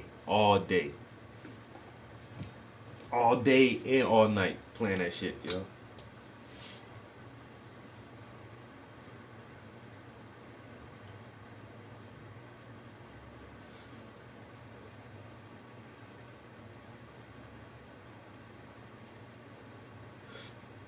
The game God of War, I watched a lot of gameplay of that, never actually picked it up myself. I like that fucking call your hammer though, that axe, motherfucker. Throw that fucking axe and then walk far away from that shit. Then like, and then grab that shit like he fucking Thor or some shit, yo.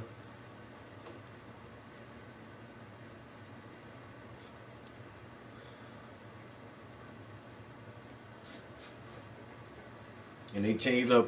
They went from the Greek mythology to the Nordic mythology. Now they got Odin and all these other gods in that shit, yo. But yeah, I watched tons of gameplay and like the cutscenes and all the good graphics and shots like that, but I never actually played that shit. That's just like damn, what's the game? The girl, she got red hair and it's like robot animals and dinosaurs and she goes around. Horizon Zero Dawn. Horizon. Like I watched the whole gameplay, like somebody 6-hour movie cutscene thing together. Yo, I watched that whole fucking shit. That game looked epic as hell. I just never played it, but I watched it. I watched the whole fucking thing though. God of War, and I don't know. God of War is kind of old now, so it's not. I know it still ain't at that $60 price mark. It's probably like $40 or $50 or something like that. But I don't know. Like some games like that, I ain't gonna lie, bro. I'm a PS Plus member, so we get 2 free games a month. I be just trying to wait for like PlayStation to give me like cool games. I ain't gonna buy all these motherfucking games, man. Just give me. I get 2 games a month, man. Make them some good games, bro. Just make it a good game. Like I ain't gonna lie. This month, or was it last month? I think last month they gave us that Need for Speed Payback. That shit is fun as hell. Y'all played the shit out that game for about a couple weeks. I didn't beat it because I actually beat so many races that I'm at a tough part now. Like the races are hard as fuck, and I can't beat these fucking drift races in the off road. There's one off road race, man. I cannot get a car tuned up enough to beat that fucking race. Man, I played that shit probably about 30 fucking times, bro. The same track. Ran that shit 30 times and come in. I can't never get first place, bro. I come in second a lot. I can't get first place on that shit, and it pissed me off, and so I stopped playing that shit a while ago. And then another good game they gave us the Street Fighter game recently. Vampire. Oh, they gave us Vampire for free. I didn't play that one yet, but that looks like a pretty good game, and it's in my library.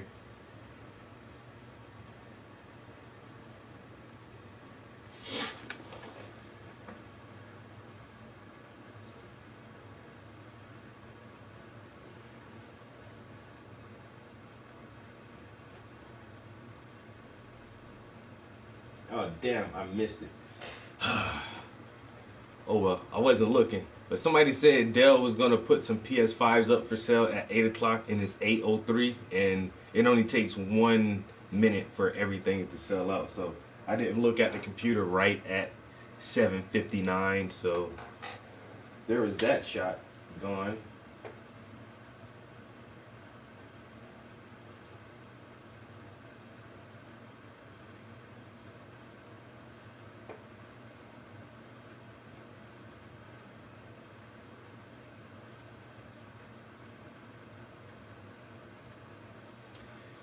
Oh, well.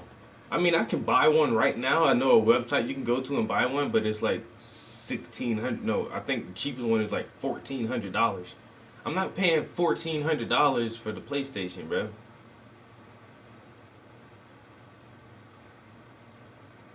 It was in the deals last month. Like, oh hell's yes.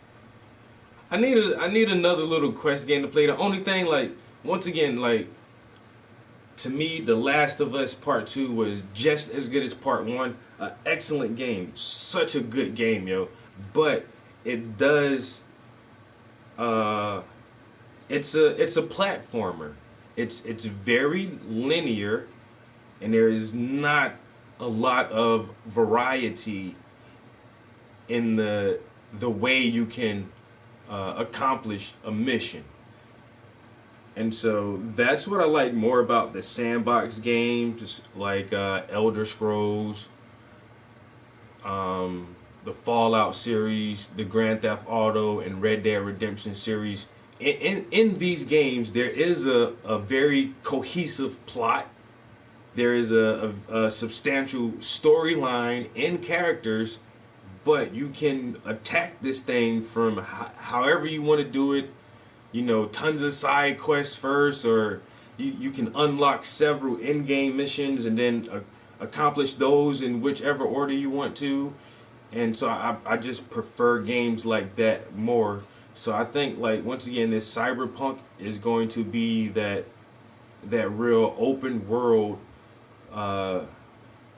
RPG, you know, sandbox game where I really just hope it's like a Fallout, you know, just big, massive world, immersive in the character build. So I think those games will give you more gameplay because, like I say, The Last of Us Part 2, great game, but it's so linear. You just follow the map and go through the course and do it this way, and then you're at the end of the story. It's basically like like playing a movie. It's like an interactive movie. You know, it's going to go a certain way, and you just have to play that out. Whereas in a Grand Theft Auto game, you know, some missions do go a certain way, but you can like chart the order of those missions, and I prefer that better. Like, which let me do things in the order that I want to do it in, and level up this aspect of my character, or try to engage in this segment of side quests in order to unlock some, you know, some random trinket or something like that. So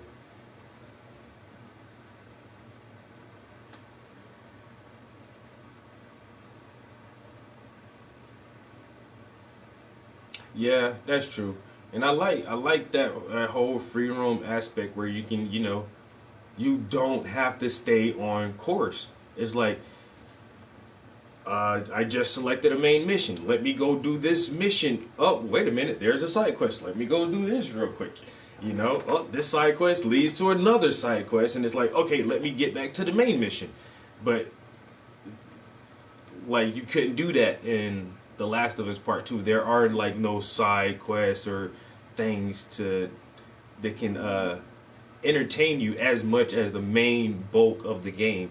And so once again, that's just my biggest hopes for Cyberpunk 2077. And it doesn't matter, like, to me, some people say, oh, the map isn't as big as they hoped it would be. As long as it's immersive. That's what I like about, once again, Bethesda with their Elder Scrolls and Fallout series. Like, are these maps the biggest maps in the world? No, not really. But in like Fallout, you can go inside almost every building. Yo, there are so many interiors that you can go into. In the Elder Scrolls, there are so many interiors of structures that make the city feel real, because you can walk down the streets, go underground into the subways or catacombs, and cross rivers over bridges, and then still go inside a castle or a shop or an NPC's home and things like that. And I think those are like some of the coolest parts of a sandbox game. So if the map is small, it really doesn't bother me, as long as there's you know, still space. You can go vertical and have, you know, a building where you can interact with each level of the building, or I don't know.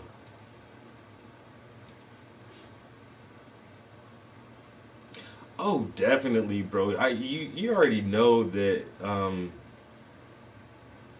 the writers, developers, the art team, and everybody else had extra ideas, extra content. There's always more that they would like to fit in a video game, and they can't. They just can't do it for time restraints. And they've been working on this game for what, 7 years, 8 years, and I guarantee there's so much stuff that is really, really good, but had to be left on the cutting floor. And you know, it's like, these are good ideas, maybe we can like polish them up and bring them back in some other type way, or make some add-on content like that. So I can definitely imagine maybe even something like the Infamous games, where the one Infamous character got the powers, but then they had a second spin-off, and it was like the girl. And the girl, now her lights are all pink and looks really different, but still cool, just like Spider-Man and Miles Morales.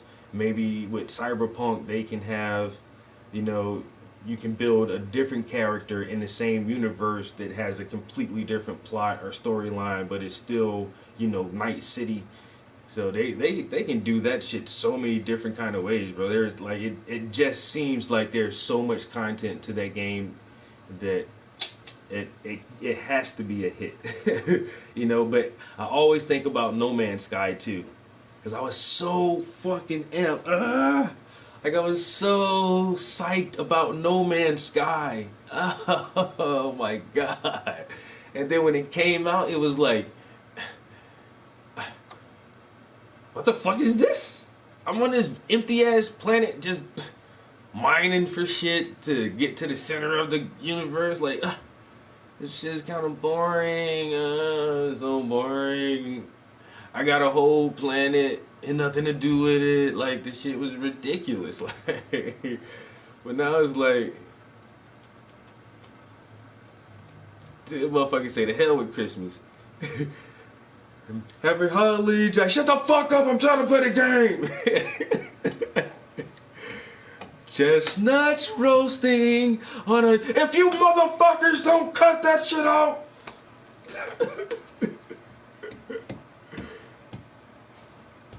Oh, Death Stranding, and it's from Hideo Kojima, and it's starring Norman Reedus, and it's like, oh my god, this shit is gonna be, what the fuck is this?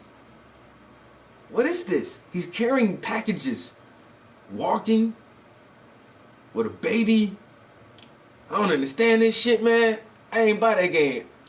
Yo, Metal Gear Solid is probably one of the gaming series that changed me as a gamer.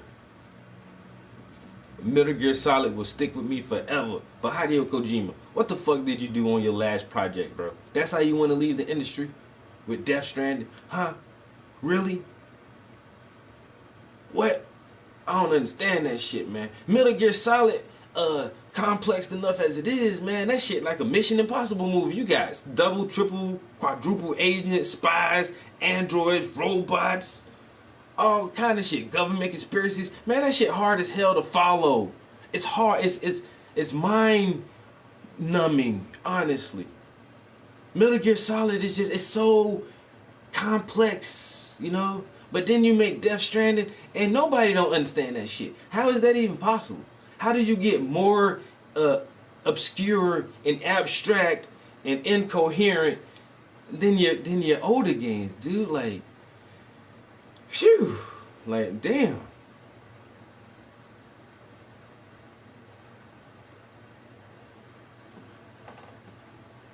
Yeah, I didn't buy that one either. Like, and that's what I've been doing for the past 5 years now. Honestly, like, I look more into reviews, and with people streaming content all the time, I'll just wait till somebody streams the game and let me look at it. Let me check it out. Tell me what you think about the game. Let me see, you know, a lot of game. I want to watch an hour. I want to see a whole hour of gameplay and progression and see how. Nah, that shit don't look fun to me. I don't think I'm gonna play that, you know? And that's how it is now. I just don't. I used to jump on every game that I thought was hype. Oh, Hideo Kojima? Norman Reedus? Oh, a pre-order. I want that game. I love The Walking Dead. I'm a Walking Dead fan. Gotta have that game. Like, not no more. Like, oh man, I don't jump to pre-order shit no more, man. That's like I say, I want to play Cyberpunk 2077 so bad, and I still ain't pre-ordered that shit yet. They might push that motherfucker back one more time. They done pushed it back 3 times. You know what I'm saying? I go pre-order my shit. They're like, new release date, January 20th, 2021. I'm like, goddamn, bro, that shit went from May to November to December. Now they might push that shit back to January. Like, man, you playing around with this shit, man.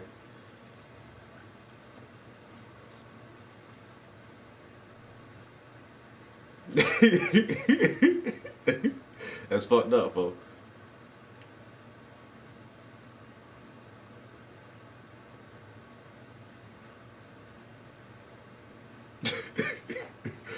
Fucking pulling his choke chain, nigga.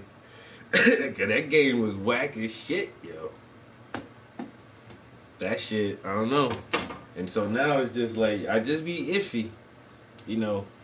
Even watching, I watched Rad Brad play a lot of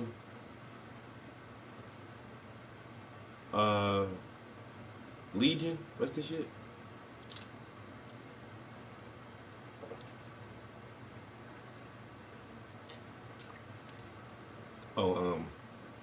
Watch Dogs.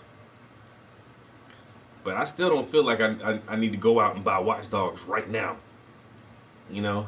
And that's the other thing too, because I am so excited for Cyberpunk. I don't want to get a game now and then get all into it you know what I'm saying, and start really liking the gameplay and mechanics and stuff, and then, you know, Cyberpunk's here, and I'm gonna jump on that, and then don't even finish playing the game that I bought previously.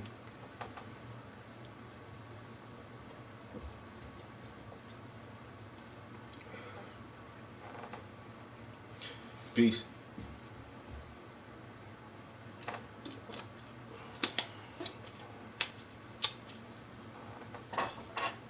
Oh man. Sit. Chill out. We'll leave in a minute.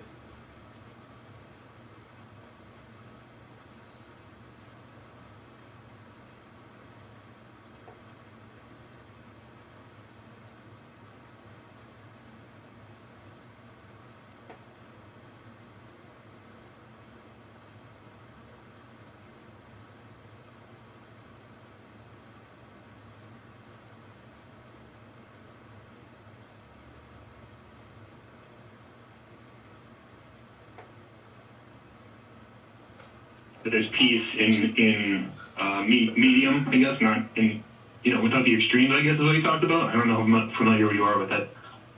I'm sorry, I'm a little nervous. No, it's fine. There's nothing to be nervous about. It's we're all going to struggle for the right words at different times. I think and maybe correct me if I'm wrong, what I hear you saying is that you just found out about, you know, a mental health issue, but on your hikes and while listening to things, you found things within certain religious or spiritual views that you find value in, or that make you happy or comfortable or something. Is that close to it? I think that they help me personally moderate my behaviors. Borderline is what I have. I don't know how familiar you are with that, but it's typically people who have severe issues functioning in reality. I go, you know, black and white thinking a lot is a trouble I have. So actually, since I brought it up, that's what I listened to in 2008. I went everywhere from hardcore libertarian to hardcore communist to hardcore believer to hardcore, you know, because for a long time my beliefs would change depending on how I was feeling over time, I guess. And where I'm smart enough to understand the positions, I could actually, like, so today, nowadays, if I go in a political argument, I can argue from a libertarian's point of view because I was a libertarian and I fully believed at that time I was, right? So I kind of have those talking points. I know where they're coming from. I can understand it.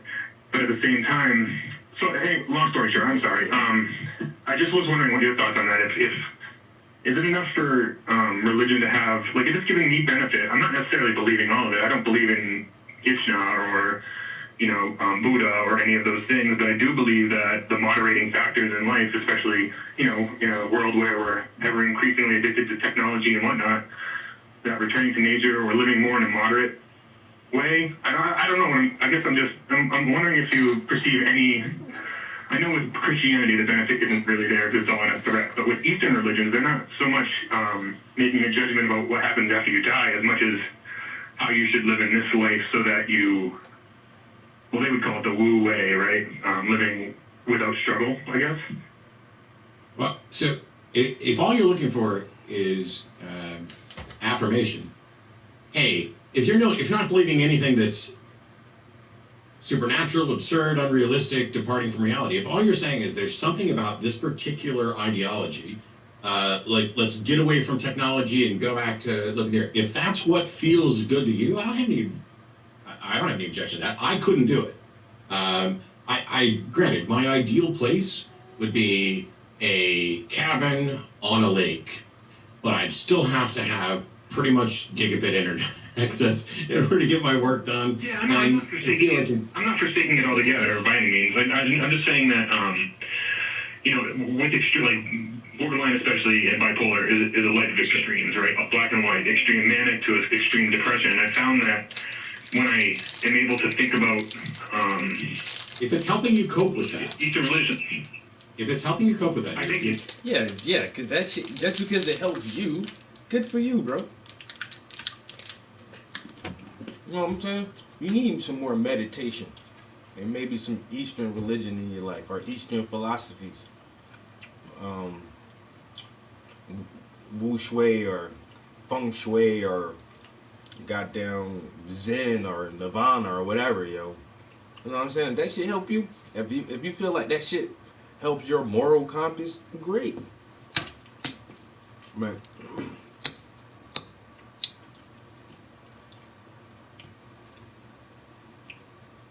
Like you say, motherfuckers need like some kind of narrative to visualize their own morality, yo. Like, you can't just be good to people. I'm a dickhead, yo. I ain't gonna lie. I could be a fucking a big asshole too. That's because the way of the world. You know what I'm saying? And the old saying, "Nice guys finish last." So don't let the world push you around, and don't let strangers and individuals with alternative motives to push you around or instill fear in you as a person. Hey, calm down. Sit.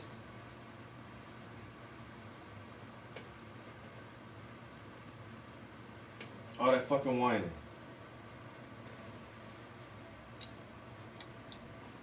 But at the same time, you can still have empathy and compassion and morality. You know what I'm saying? That's how I hurt my leg.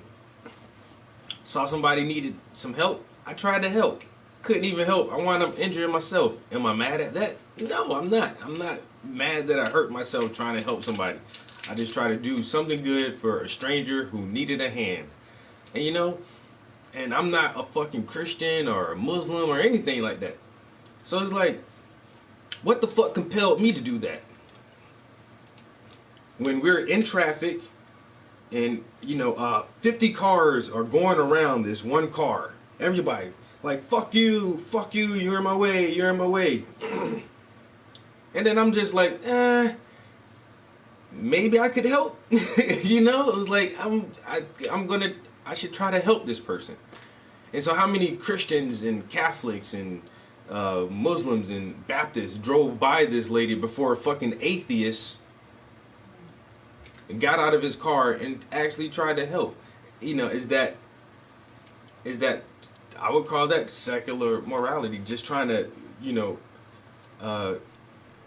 consider the well-being of everyone else. You know?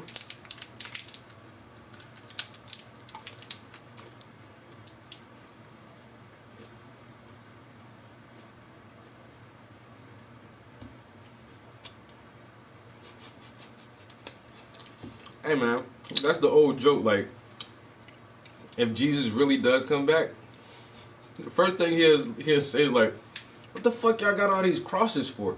I don't fucking like crosses, y'all. Where in my story do you think I like crosses? Why are y'all repping this cross so hard, yo? They killed me on the cross, but you got a cross around your neck. Y'all got pictures and got statues of me hanging on the cross inside your church. Y'all niggas is crazy. Everybody want to see that." You know what I'm saying? But they worship the cross, a torture device. Yo, Jesus come back for real, man. He'll look at y'all niggas crazy. Motherfucker walk up to Jesus. Oh, Jesus, my Lord and Savior. They got a gold cross around their neck. He be like, "Oh shit, what the fuck? You about to crucify me again? Oh my God." Shit don't even make no sense, man. That shit is ridiculous. Stupid even. But, hey, leave that shit to funny religious people.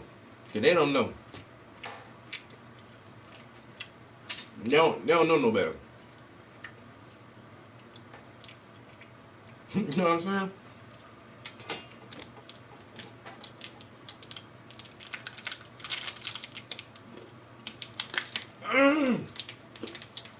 Fucking cross. Oh shit. Had Jesus running out his sandals. You know what I'm saying? They here really walk on water. That motherfucker run across the water to get away from your ass wearing a goddamn cross.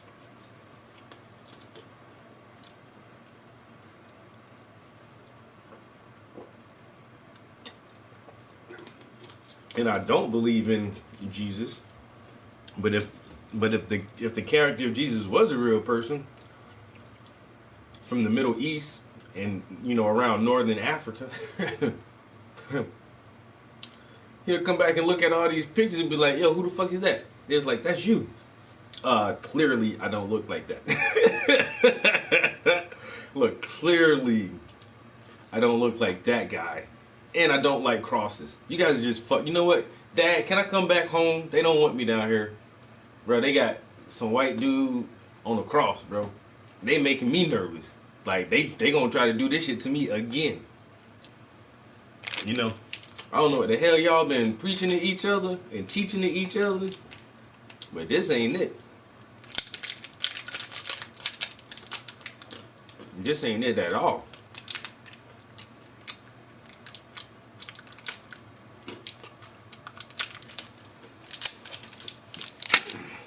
But leave it up to them funny ass Christians to get everything all fucked up. It is. And I think that's a fine thing. Okay. I don't like pushing it on it, and when I start talking about it to other people, I feel like I'm proselytizing, which I absolutely despise people doing to me, you know? It's unavoidable. If you find something that you like, you're probably going to be a little bit evangelical for it. Yeah, some people call that nerding out, which is cool. So you just be aware that when you're doing it, and apologize for doing it, just say, hey, I'm sorry, I was nerding out there for a second on one of my favorite topics. You know, but as long as you're not forcing on other people and you're recognizing that there's no supernatural element to it, it's just a way of dealing with your own brain, then whatever you need to do that is cool. I might go a step further. If it's benefiting you and there's not an identifiable harm that you are advocating for,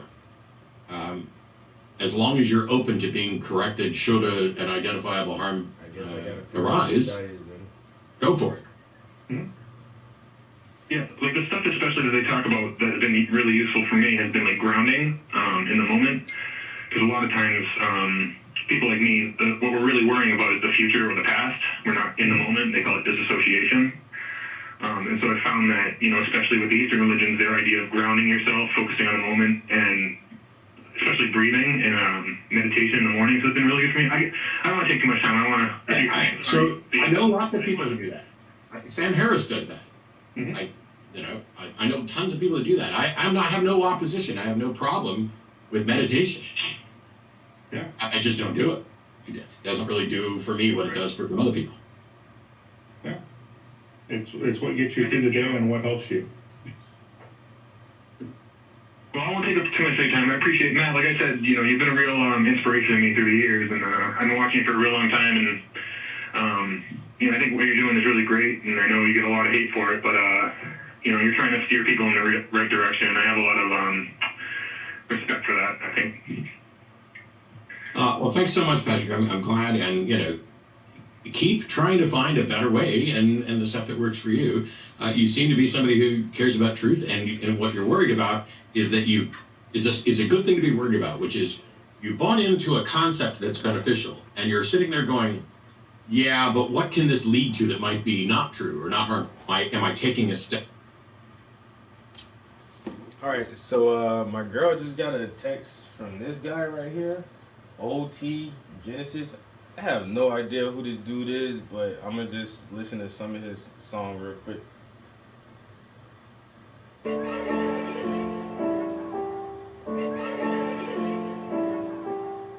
Yeah.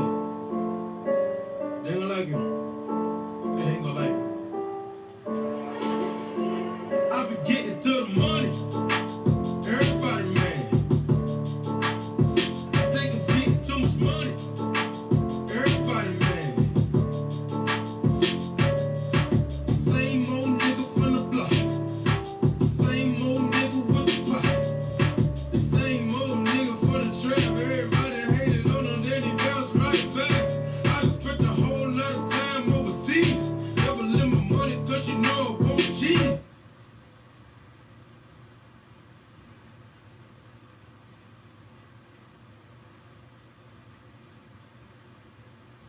Alright, some basic ass rapper, but if he got connects, that's what's up though. He's in it. He's a step too far. And I think the fact that you...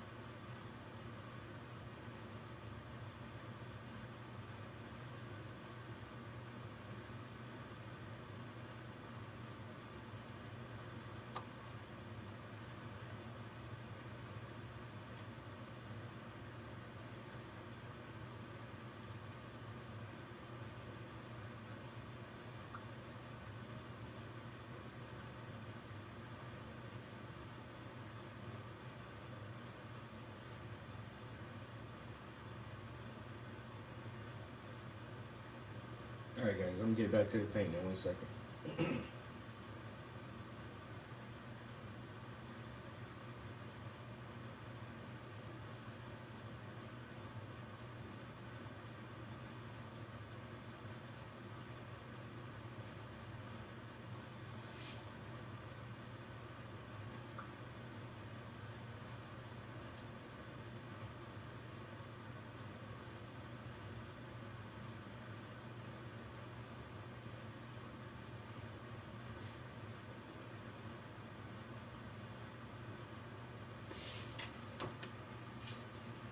Willing to look at that and have that as a concern means that you have not yet taken a step too far. Well, I don't think, I think what you're saying is exactly right. For a long time, I was what believers would call a militant anti-theist, kind of in your own vein. You might have put me on that track for a few years, and whenever I find a, biblical theist, I can't help myself but show them that their beliefs are incorrect or mistaken. But I do think that, it provides some comfort for me, and if I feel like I am sliding down that path of believing it's true, I think that would be another discussion. But I think you're right. If it's helping me in the moment and it's getting me through this, then it's probably a good thing. Or not a bad thing. I think you may well be right. I don't know for sure. All right. Well, I gotta go on. Thank you guys. I appreciate you taking the time. Thank you.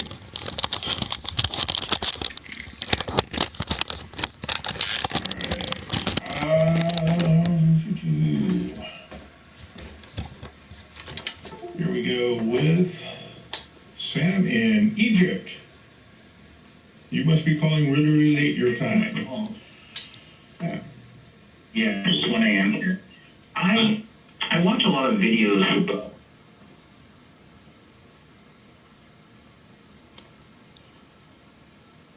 the Hyundai Tucson, from the brand with more 2020 IIHS Top Safety Awards than Honda or Toyota. Now for a limited time, lease a Tucson for only $169 a month. Learn more at buyhyundai.com.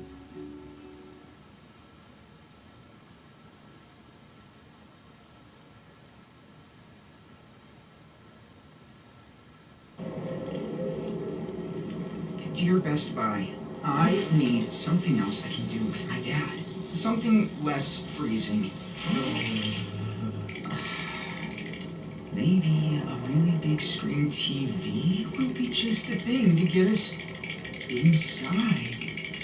We've got great prices on awesome brands like Samsung, LG, Sony, all with amazing picture.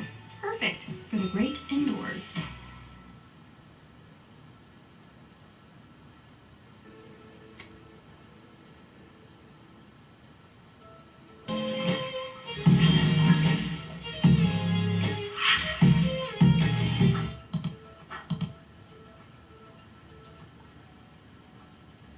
I visited Israel to speak at the Israeli Atheist Association's Machar conference in Tel Aviv. I had a fantastic time, and the people, culture, hospitality, and everything was wonderful. But while I was there, some of my Jewish friends took me to Jerusalem for the first time, and I thought I would share with you some of the thoughts that I had as an atheist in the Holy Land. Our first stop in Jerusalem was the Wailing Wall, where Jews mourn the destruction of their holy temple. The men and women are segregated, and I watched as religious practitioners ritualistically rocked back and forth praying to God, while shoving small pieces of paper between the cracks of the walls with prayers on them. Now, I wanted to see the Dome of the Rock on the other side of the wall, where Muhammad allegedly ascended to heaven.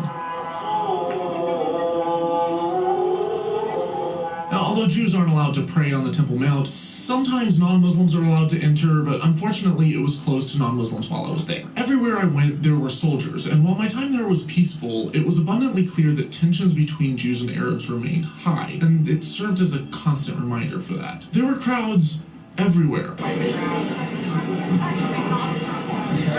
Pilgrims flocking by the millions to this spiritual destination, hoping to get just a little closer to God. Now, even when I was a Christian, I didn't believe that we actually knew where the exact location of Jesus' death and burial was, but I guess I expected to find something different than what I saw. I thought the location would at least be on a hill or something outside the city from the temple that matched the description of the Bible, or at least looked like what the Jesus films depicted as. I thought that maybe Jesus' tomb would be a ways away from the crucifixion site, not right next to it. I didn't expect to just find a church with icons everywhere. It was all inside of a building very similar to what you might expect from a Greek or Russian Orthodox church, although it was kind of underwhelming and was way less impressive than, say, the Hagia Sophia in Turkey or the Cathedral of Christ the Savior in Moscow. I've been to plenty of religious holy sites before when I was still a Christian, and I've experienced the thrill that I would have called a spiritual experience at the time. The cognitive rush of excitement and the feeling of awe that you feel when you're primed to feel it. And yet this time around, as an atheist, detached from spiritual expectations, as someone able to objectively witness the flock of spiritually thirsty visitors descending upon this venerated site, I couldn't help but feel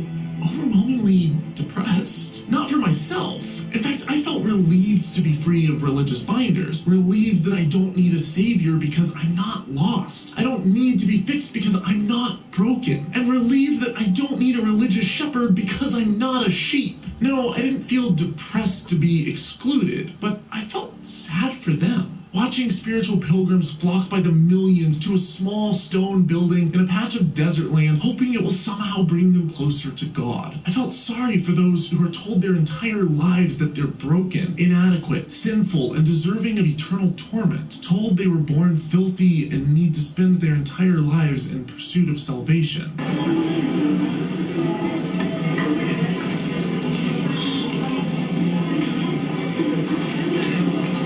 Pity for the desperate, searching for some straw of religious hope to grasp at, to give them hope against the torment and unease that the same religion saddles them with. As I watched them sob over a stone, I felt tinges from my past of times when I cried those same tears, when I felt what they felt. Not just the feeling of inadequacy, but the follow-up excitement that I had found the cure. Misplaced ecstasy over the simulacrum of a cure to a non-existent disease. The religious solution to save you from a problem that only the religious have. And here they were, pouring their hearts out at holy sites that are so obviously fake. Flanagan has the solution for your best sleep yet. Get a free adjustable base with the purchase of select mattresses. Plus, with free next-day delivery, you'll be sleeping better. Jerusalem was completely sacked by the Romans in 70 CE. 300 years later, the Roman Emperor Constantine decided to convert to Christianity and sent his mom to Jerusalem on a quest to find Jesus' cross and nails. Now, he didn't assign this task to an archaeologist, a historian, a cartographer, or even a local Jew. Nope. His mom. And, according to secondhand folklore, amazingly she found the original cross of Jesus, the site of the crucifixion, and the nails that pinned him up there. Now, even if you're the emperor's mom, you probably don't want to disappoint a Roman emperor and come back empty-handed. I should add at this point that relics like this would become a forgery epidemic over the course of the next 1,000+ years, with enough pilgrims returning from the Holy Land with shards of Jesus' cross to create a crucifixion forest. Totally real.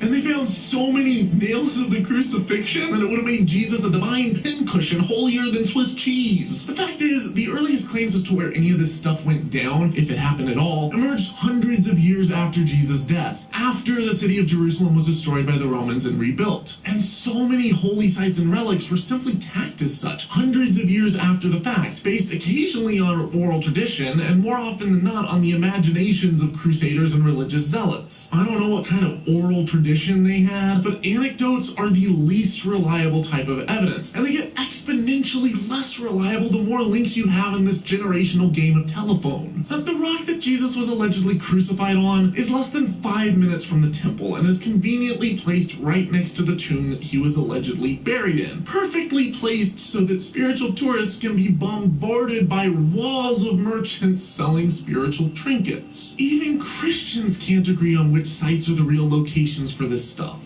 I'm not convinced if it happened at all. Sure, some guy named Jesus probably existed, but legends and new religions pop up all the time, sometimes loosely based on real people, sometimes not. Take Mormonism or Scientology, for example. Even if these holy locations fit the descriptions of the scripture perfectly, which oftentimes they don't, that still wouldn't meet the burden of proof for the forth in these books. For example, I don't even live in the UK and I've only visited it a few times, but I could easily form a religion that worships the divine Lord of Chaos Eggfart Man, who encouraged his followers to let it all out. I can claim that if we don't eat eggs, his wrath will burn against us, and I can tell the tale of how he ignited his flatulence and burned half of London to the ground, while he sat atop London Bridge playing a fiddle. A cult following could spring up out of this, with extensive fan fiction and lore. But if archaeologists 2,000 years from now discover remnants of UK egg farms, London Bridge, as well as evidence of the Great Fire of London, and they find a fiddle dating to around this time, and even if they discover my original manuscripts, that doesn't make the story of Eggfart Man true.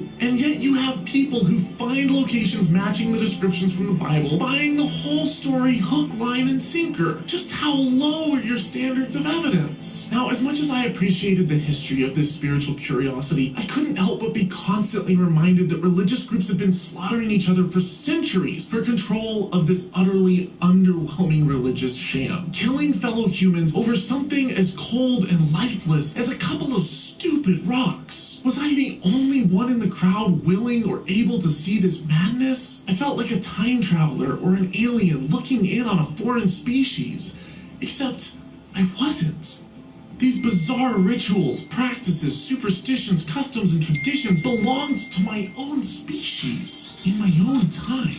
When you remove the religiously induced stupor, the veil of indoctrinated excitement over the most messed stones of the millennia, it was utterly and completely depressing. I didn't feel anything but pity. Throngs of people were being totally suckered right in front of my eyes by 3 different, mutually exclusive, competing religions. Not because they were stupid, but because religion is the world's oldest and most successful con. And it made me wonder what the world would be like if, rather than revering cold, hard rocks and silent deities, if religions made pilgrimages to community coffee shops, if they prayed at bridges instead of walls, or better yet, if instead of revering buildings and the dirt they rest on, if we ditched religion altogether and started treating our fellow human beings with respect and dignity. Now, my goal is not to strip a country of its spiritual tourism income or rob it of its history, but I dream of a day where that income is replaced by flocks of history lovers and tourists of mythology on a quest to observe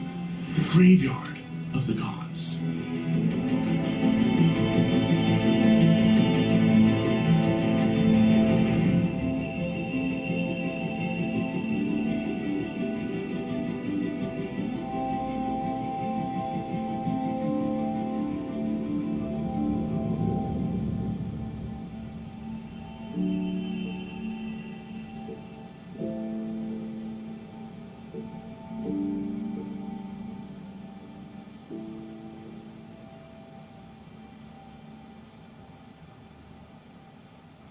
Before I go, I want to give a quick shout out to my friend Elon. He not only hosted me while I was in Israel, but he also has an atheist YouTube channel in Hebrew with English subtitles that I'll link to in the description below. Definitely go check that out.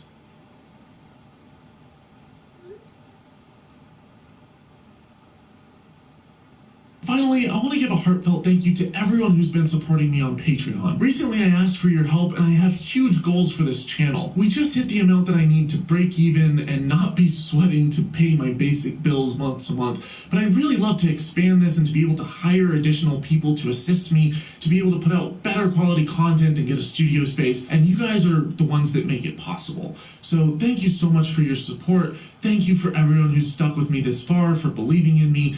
And if you want to go and help me out on Patreon, you can go and make a pledge per video, or in the spirit of the holidays, you can make a one-time donation on PayPal. Thanks as always, Dare to be curious, and don't drink the Kool-Aid.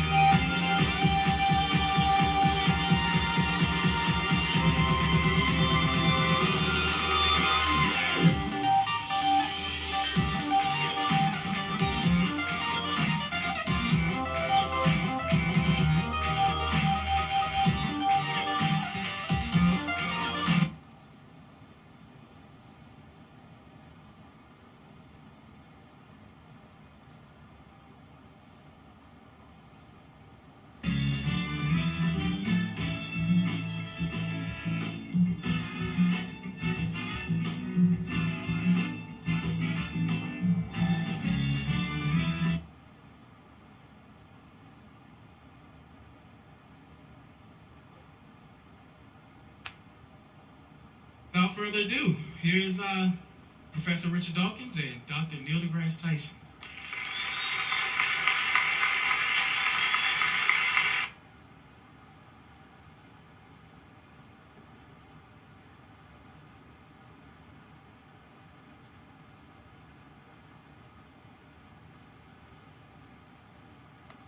Dark future approaches. Cyberpunk 2077 is less than 30 days away, and all around the world right now we're seeing tons of billboards with that December 10th date full on display, from Times Square, New York, to Australia, to Poland, to Italy, to LA. Tons of billboards, tons of advertising that CDPR is investing, and it definitely seems like this game is coming out. There's just no indication at all that there's any delays happening, and most of the investors and stuff are putting out assessments that yes, this game it's done and it's coming, and CDPR is also pretty much given that indication. But I understand concerns. I know a lot of people, as I saw in my last video's comment section, they're not going to believe it until the game is in their hands, and I think that's very understandable at this point. But today we have a lot of new Cyberpunk 2077 to discuss. Obviously we have Night City Wire episode 5 in just a few days. I will be live streaming that, so make sure to tune in for that at 12 p.m. noon Eastern Standard Time on Thursday. And right now we have some new gameplay to break down, but we also have some news to go over. And we're just going to dive into it very fast now. We have analysts estimating that the budget of Cyberpunk 2077 is higher than that of Grand Theft Auto 5. This is a massive game. 7 years, I believe, of development, 8 years. It's costly. Analysts at the Polish brokerage firm Dimbos predict that by the end of the year, Cyberpunk 2077 shipments will reach 21 million copies. That is massive. And within 12 months after release, sales will reach 34 million. Speaking about Grand Theft Auto 5, analysts noted that Cyberpunk 2077 has a chance to outperform Rockstar Games in at least one aspect. They estimate that the approximate budget of the game will be eventually approximately US dollars 314 million. And so far it's been reported that Grand Theft Auto 5 had a budget of, I believe it was $265 million, but obviously with Grand Theft Auto Online it's probably increased over the years and has far exceeded that. But either way, yes, Cyberpunk 2077, a massive game. And as of the last few days, CD Projekt Red have become very active on social media, revealing some new stuff. We obviously have the No Save Point Run the Jewels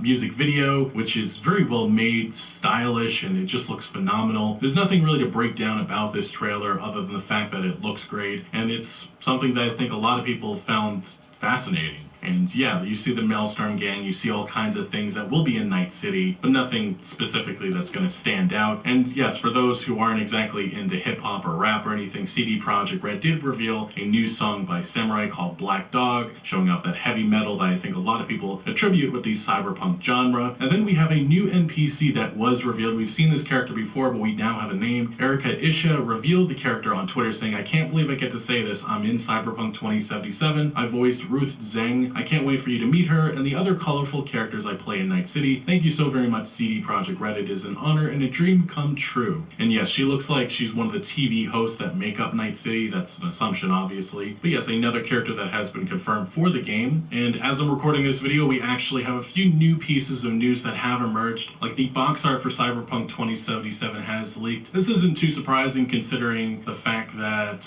the game's already being printed on discs. This was always inevitable that this was going to leak. But if you are buying Cyberpunk 2077's physical edition, it is confirmed there are 2 discs. We also get a look at the back of the box art. It looks great. And then we also have a new Italian spot with a few new pieces of gameplay. We have a lot more to discuss in terms of gameplay later in this video, but here first we see, again, the roller coaster minigame. I'm sure much of this gameplay that's being shown right now, in terms of everything that we're about to discuss, is probably going to be shown during Night City Wire Episode 5. But we do see some vehicle gameplay, V roaming through the nighttime streets of Night City. Then we do see Johnny Silverhand in the Badlands. Very interesting. Then we also see some gameplay, some scenes that we've seen before, like Jackie and Lizzie's bar having a toast with us, and then us getting beat up. Stuff that we've seen before. But the big finale of this little TV spot is V overlooking Night City. Just phenomenal. You see him holding the shotgun in his hand. He has the Yaiba Kusanagi motorbike to his side. Just a great little advertisement and new look at Cyberpunk 2077. But now we move to the main subject and what's going to make up most of this video, and that is some new Cyberpunk 2077 gameplay, which was revealed in a sort of documentary that was done by a German TV station. But I will say that quite a bit was teased and revealed here. So starting from the top, we have this first scene, which is a nighttime view of one of the districts of Night City. Of course, one of the most important things to note is that with the fact that there is a day-night cycle, NPCs and the activity that goes on within the city will be different. We kind of see that a little bit here with less NPCs roaming around and less cars. Also, it does look like we have RTX enabled, as you can see the beautiful reflections on the street. Now to the next shot, we have what appears to be Valentino territory. We have some shops that are still open at night, but not much else to say about this scene other than the fact that, yeah, this is Valentino territory. Maybe some shops that we can go into in our travels through Night City. Next, we get an overview of the entirety of this open world, in which we can see the massive billboards and corporation logos that light up this city. In the lower left-hand corner, you'll actually see a fast travel point. All of those are throughout the world of Night City and to the Badlands. We also see some shops, Kendachi, 24/7 store, hopefully places that we can actually go inside and buy some stuff.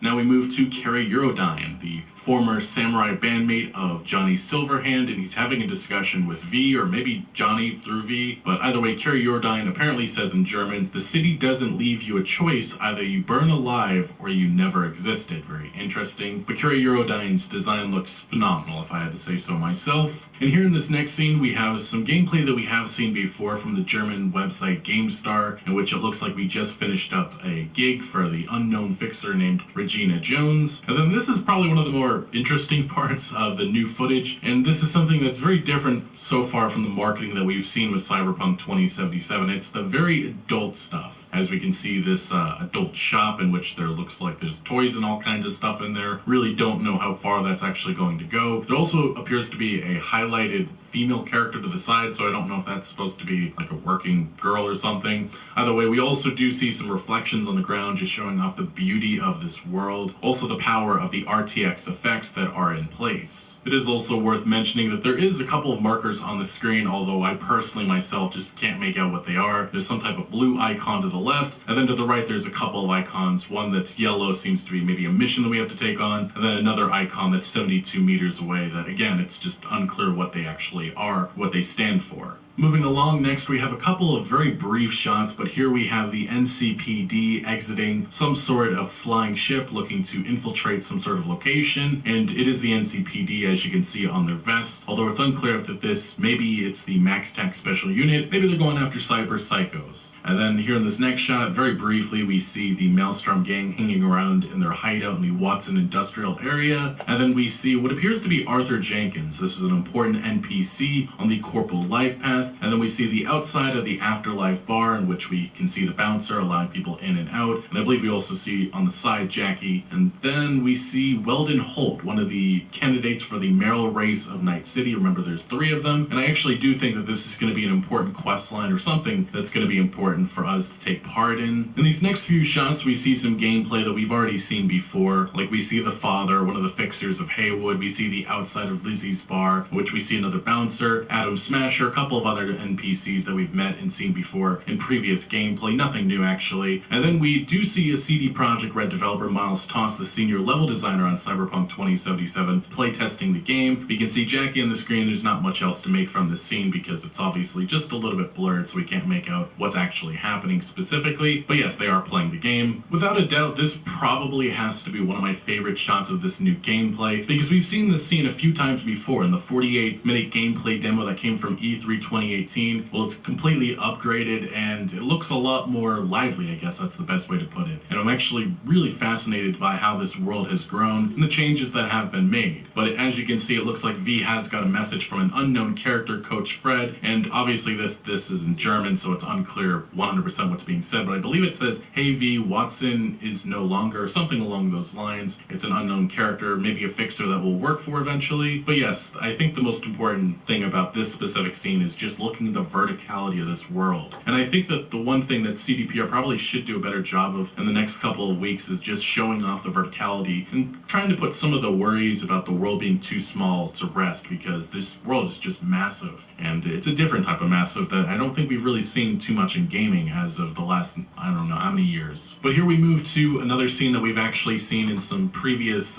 gameplay, some photos. We see the outside of some place called EdgeNet. There's some sort of icon for it. Maybe this is some type of arcade or some place we can actually go to. I don't know what the context of what it actually is going to be. But we do see some more icons. We have the important icon below us. Looks like maybe a mission we have to take on. To the left, we have a gun shop that's under this street. And to the right, it looks like it's some sort of food stand that we can get some, you know, maybe some health from. But this is probably something that I think a lot of people are actually hyped about seeing, and that is the character creator menu.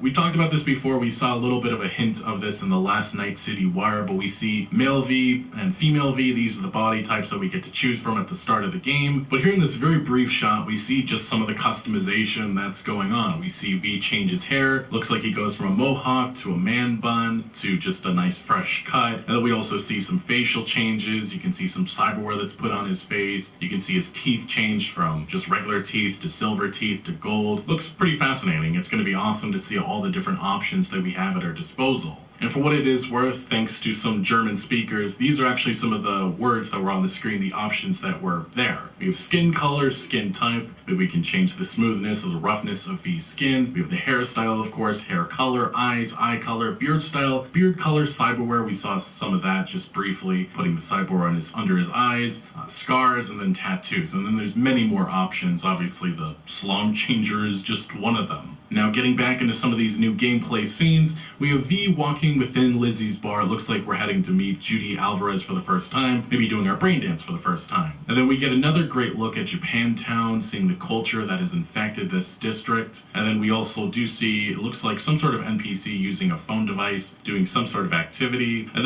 then Bathfitter Bath is installed quickly, safely, and beautifully. With a lifetime warranty, the beautiful bath you've always wanted. Done right, installed by one expert technician, all in one day. Book your free virtual or in-home design consultation.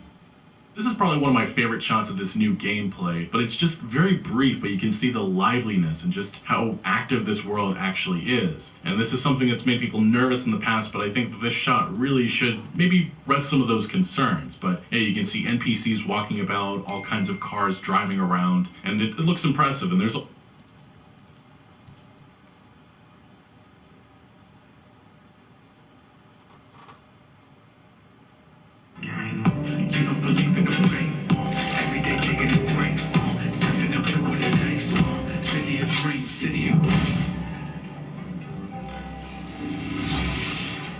Hello and welcome to a special Night City Wire video that we've had a lot of requests for. With Cyberpunk 2077 now launching on December 10th, a few of you have been waiting to see the game running on console. So we've teamed up with our friends at Xbox to bring you Xbox One X and Xbox Series X gameplay. The gameplay footage starts with a questline called Automatic Love, where V is attempting to hunt down a missing person via any means necessary. Now, in the interest of time, and to avoid spoilers, we have edited this footage, but it does mean that you'll still have plenty to discover when you play it for yourself on December 10th. The gameplay will be switching between Xbox One X and Xbox Series X, and you can check in the corner to see which one you're looking at.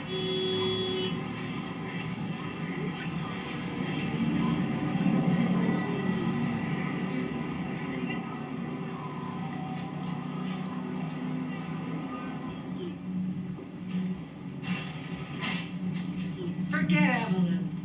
Admit it. This is about Judy's virtues, isn't it? Good shit, if I say so myself. Nobody can hold a candle to Judy. Cuts virtues like they were diamonds. Damn straight.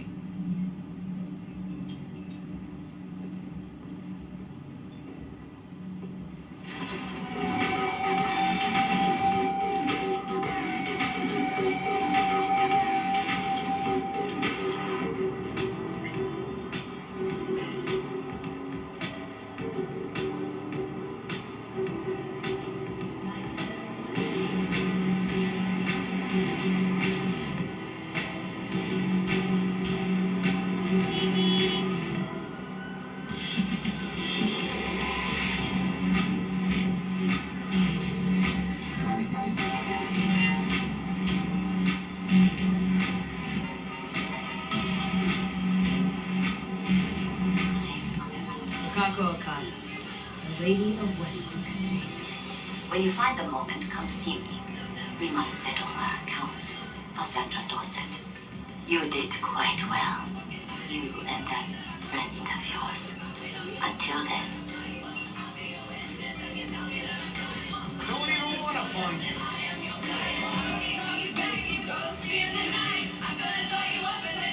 The way I see it, only thing waiting for you here is getting off or getting off. Place your bets. What have I missed this time? Enlighten me. Braindance chick is hiding something. No coincidence we already saw 2 tiger claws. They must control the building. I think Judy's lying. Why? Little something called intuition, V. Ever heard of it? Oh, so what you meant to say was you're full of shit. Got it.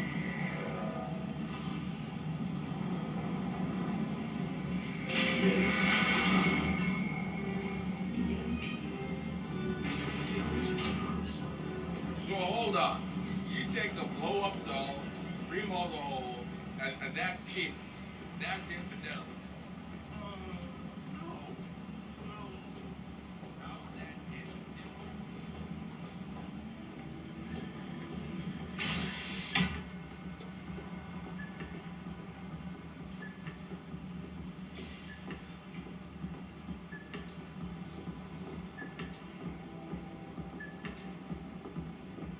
What will you have? Anything, whatever stands to fuck me up the quickest. You better keep this short and sweet. 2 brainwashed sex zombies in a single day is too much, even for me. Hi. I think something might have gone wrong here. Not really sure, don't have your details? Sorry, no idea what I'm supposed to do. Yeah, I have that bike. I know it.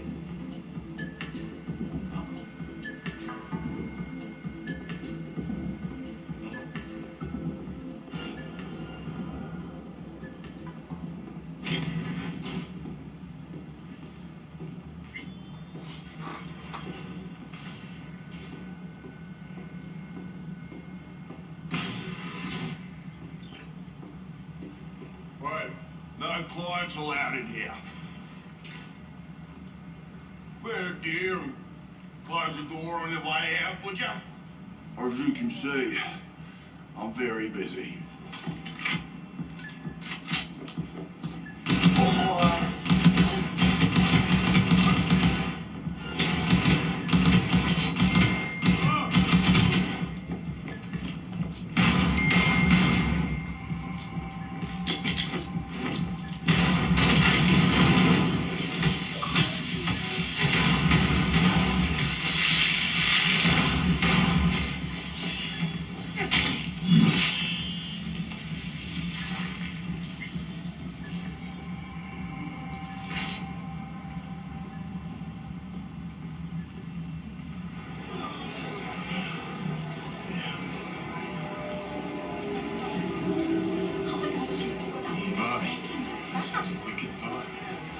Here's something like this. You can see it. Our way's still going somewhere. How about some beer?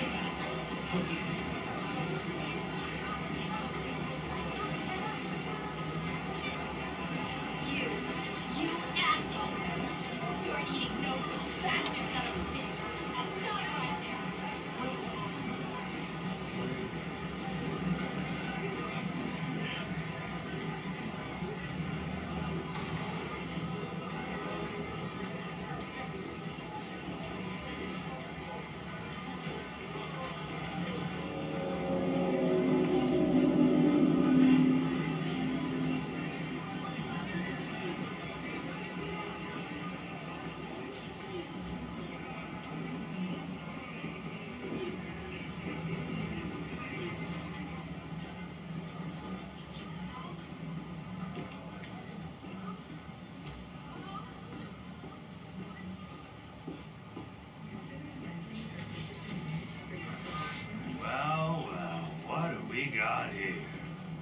man, you just the cutest thing.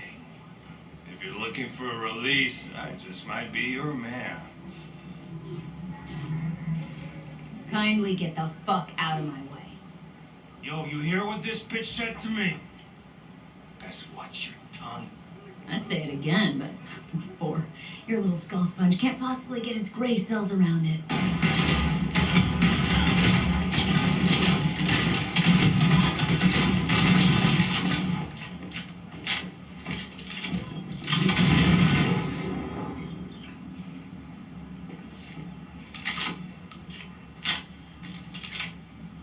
I'm more than a chop doc. See, I know what people truly want. To be flattered, praised, patted. To feel like they deserve it. Of course. I can't remember each and every one. Even if it's a specimen as exquisite as you.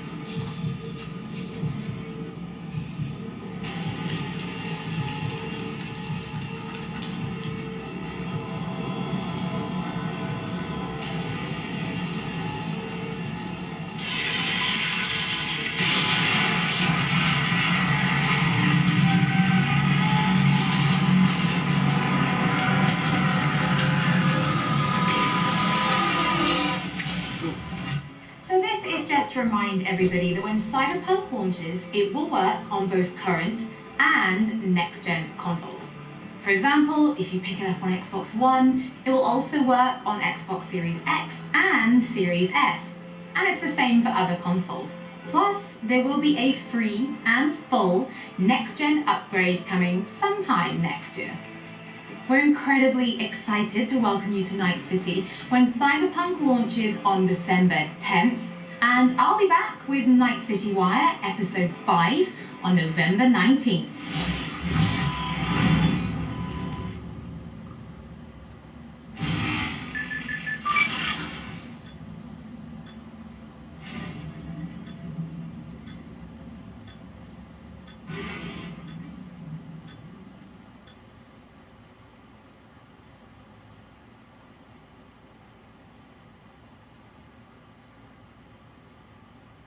Before he miraculously shoots the grenade mid-air, unlocking the achievement.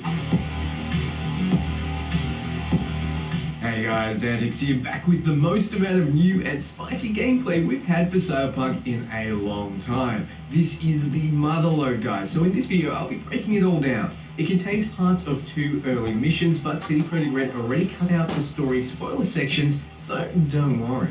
Instead, we'll see some combat, conversations, new areas and more. There's a ton to get through, so I've included timestamps. Before we start, recently I've been looking for a good alternative to Chrome since it absolutely atom smashes my resources. I found Opera GX, a new browser actually made for gamers. Opera GX has some exciting features. First, the user interface is clean and easy to use. I customized mine with the Cyberpunk 2077 theme. Hopefully the delay yellow didn't bring up any latent PTSD. You can also customize it with widgets. I have my Messenger app here as my friends don't shut up all day, and this lets me tuck them away when busy. Another cool feature is the GX Control tab. It lets you see which tabs are eating your CPU and RAM and instantly murder them. The Twitch tab also lets you see when your favorite channels are live and detach videos so you can watch while browsing. There's tons more features I can't get to right now, like the GX Corner, built-in VPN and ad block, but don't use the ad block on me, okay? So Opera is free. Follow my link in the description to pick up this amazing browser and, as a side effect, help the channel out without spending a cent. I only ever talk about what I use, so thanks to Opera for sponsoring this video. Let's get right into it. The gameplay footage starts with a questline called Automatic Love, where V is attempting to hunt down a missing person via any means necessary. Now, in the interest of time, and to avoid spoilers, we have edited this footage, but it does mean that you'll still have plenty to discover when you play it for yourself on December 10th.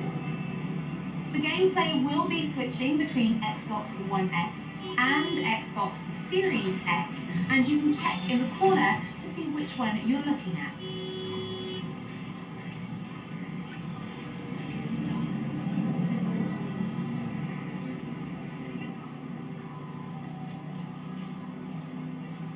The first thing you'll notice is the HUD. Pressing down on the D-pad will access your phone, and equipped car is right on the D-pad. You draw your weapon with the Y, and you see the status of your body here too.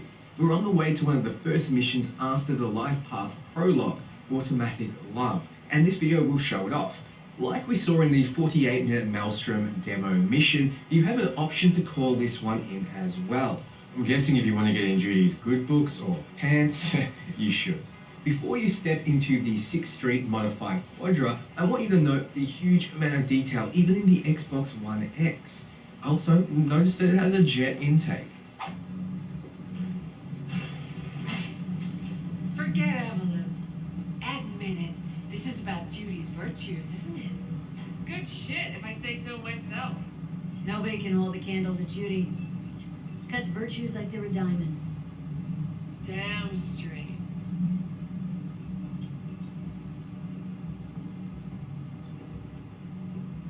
A short conversation with Max, who's a combat-modified member of the Mox gang. She seems nice, either talking about getting in Judy's pants or whatever a VIRTUS is. Should be an E in there somewhere if she's talking about taking Judy's virtues. Notice that even the NPCs that aren't included in this conversation have a variety of animations, and you'll continually see that in the up-and-coming footage. After leaving the bar, there's a beautiful driving scene through Little China in Watson on the Series X. Everything you see here, you can go to, you can visit. The city is truly dense and massive.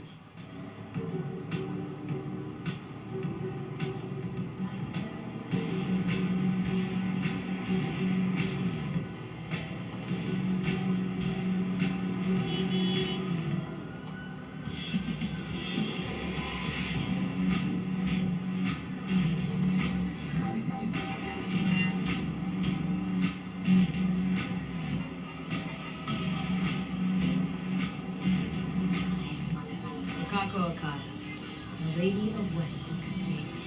When you find a moment, come see me. We must settle our accounts for Sandra Dorset.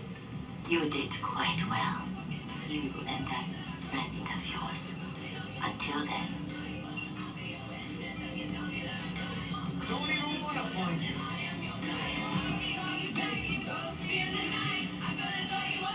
Wakaka Okada is the fixer of Westbrook. You've already seen her in the weapons trailer setting V up with a gun running job. Here, it's post-mission and she wants you to come in and get your reward. She mentions a friend of yours, which leads me to believe she knows about Johnny Silverhand. Maybe you talk to him in front of her, or maybe, just maybe, it's Jackie. We're ignoring this for now and continuing to the mega building for the Automatic Love mission. Then we have V driving past the NCPD, arresting someone. You instantly get a message from the local fixer, which just so happens to be Okada again, reminding you that it would be unwise to engage, as I imagine they will be a bit beyond your level at this stage. Instead of tutorials, instead of things just popping up on the screen, you get calls and messages as you play. There's no stopping for cutscenes or reading through menus. If you want, you can read more of the message, which I assume will explain why you shouldn't take the cops on. The way I see it, the only thing waiting for you here is getting off or getting off. Place your bets. What have I missed this time? enlighten me. Braindance chick is hiding something. No coincidence we already saw 2 tiger claws. They must control the building. I think Judy's lying. Why? Little something called intuition, V. Ever heard of it? Oh, so what you meant to say was you're full of shit. Got it.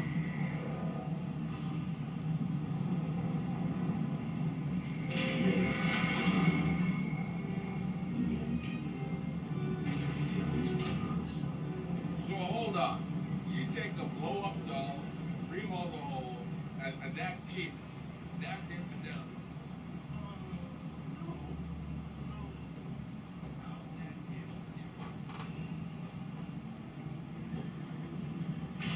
On the elevator up to the Clouds Club. So we've heard a bit from Johnny before, but this was the first time you've seen just how much of a dick he is and the tumultuous relationship you both kind of have. At least at the start. He isn't a good guy, which the devs have stated on multiple occasions. He's a damaged man, out for himself. Every response to Johnny is combative in a way, so I imagine you're not at all happy about the arrangement. You'll notice that you can control the elevator, but are unable to go to the roof or maintenance just yet, so you're directed to go to level 12 to continue the automatic love mission. As the elevator goes up, you see each layer of the city. This isn't a standstill loading screen. It's more of a World of Warcraft, check out our beautiful world way to travel. So here we are at the Clouds.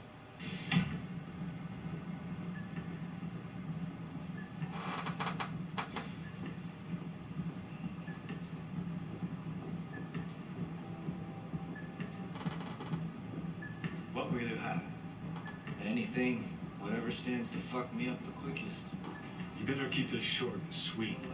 2 brainwashed sex zombies in a single day is too much, even for me. Hi. I think something might have gone wrong here. Not really sure, don't have your details? Sorry, no idea what I'm supposed to do. There seems to be various things you can do in the club. It's the middle of the day, but there's still some sad dude wanting to get fucked up. There are 3 icons, 2 tech-looking icons, perhaps suggesting a scan in or hack, or maybe to loot, and a conversation in the corner. Johnny's gonna pop up here and there in every mainline mission. He talks about brainwashed sex zombies, suggesting this hugely multi-stage, interesting and complex single mission has you interrogating a lot of these guys, but to avoid spoilers, all of those scenes are cut. Yeah, I have that bike. I know it.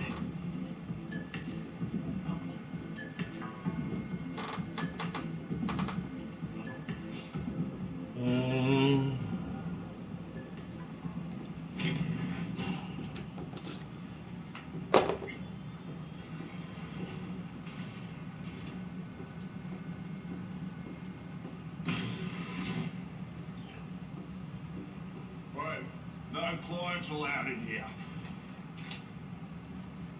Well, dear, close the door on the way out, would ya? As you can see, I'm very busy. We're still in the Clouds, I mean the bar, but my head's in the clouds after seeing how beautiful this game looks on the Series X. Heading into the Woodsman's office, you notice that below your map it says the area is hostile. You notice that V has equipped an inhaler on the up D-pad to quick heal. Those who like to explore, keep an eye out for these magnifying glasses which let you read things in the world like notes and magazines. Here we see an icon that shows if enemies see V or not. An eye filling up red. When it fills, the jig will be up and V will be noticed. On the map it seems to be a camera that you need to avoid. Going to check out the magnifying glass was a trap to get you to be well seen. Sneaky CD Projekt Red. Then you head into the office and the objective changes to interrogate Woodsman. He seems like a charming bloke. Why do they always make Australian characters bogan idiots? I'm guessing you close the door on his head because once again we skip forward, this time with your guns out.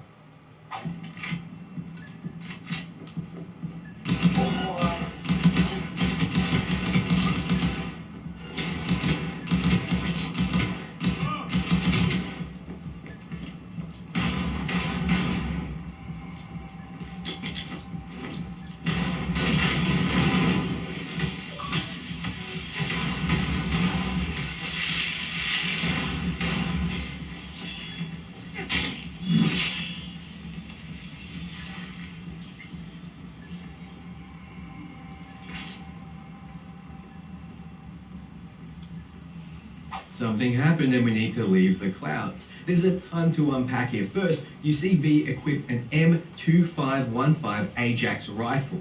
On the bumper, he has another consumable equipped. This one is a grenade. It seems V caught their attention beforehand, hid, and right before the Tiger Claw calls it a false alarm, V starts unloading. You can see their vision range on the map. Note, the bullets will stagger enemies, and this one doesn't get a chance to fight back. This guy's icon over his head changes from bullets to a skull symbol.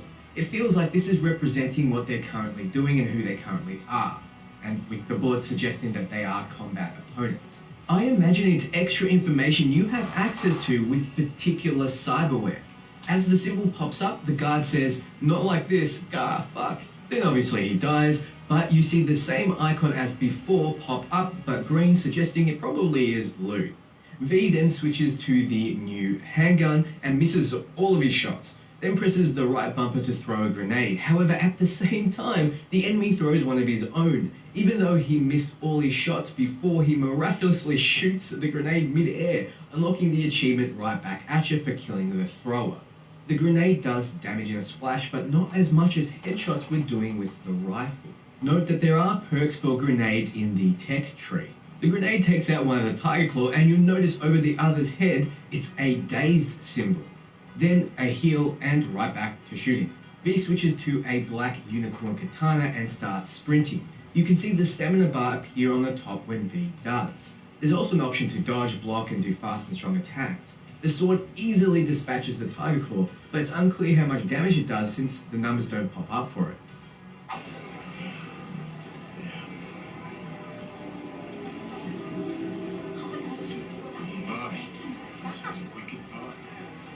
Here's the practice. You can see it. Are we still going somewhere? How about some beer?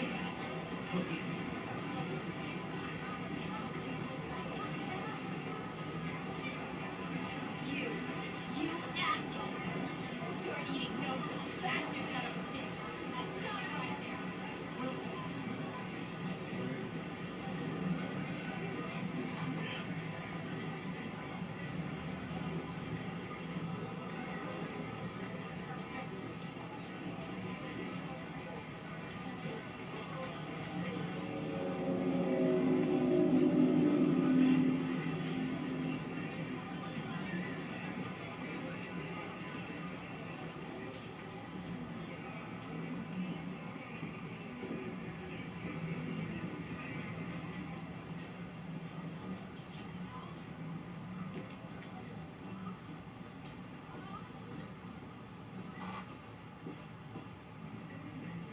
Moving past this mission to the space in between mission. We're headed to the Fingers Clinic, but there is no rush. V takes in the sights. You'll notice a lips icon over an NPC at the sex club there. No doubt that's one way to engage in those activities. Johnny seems to love this vibe. The hooker asks if you want some real action. Another lip icon 30 meters away, but also a sushi icon. We've seen V eating sushi in past gameplay videos. This woman is reprimanding this dude for something, and I don't know if I'd be able to resist watching it play out, honestly. I don't know if I'd ever be able to get to the mission objectives. I just want to explore this place. Especially over here, the sex shop, which seems like you can enter. There's displays for clothes, and it seems like there's toys as well. I'm still wondering if you can buy and utilize sex toys, or if they'll function as gifts for lovers. The footage then switches back down to the Xbox One X. We see a handshake icon and another set of lips, this time on a random female NPC. It seems like engaging in these activities is an option you'll more or less have access to all the time. I want you to note the sheer population density in this back alley. You'll notice the same icon we saw before pop up over these guys. Perhaps the ammo icon suggests that they are NPCs that are armed. Look at the way this woman walks with that swagger. So different walking animations are present. It's unclear where it's coming from, but you can hear people getting busy in the background. Then we have graffiti of Liara and arrive at Fingers Clinic and trouble. Well, what do we got here? Ain't you just the cutest thing? If you're looking for a release, I just might be your man. kindly get the fuck out of my way? Yo, you hear what this bitch said to me? Best watch your tongue. I'd say it again, but before. Your little skull sponge can't possibly get its gray cells around it.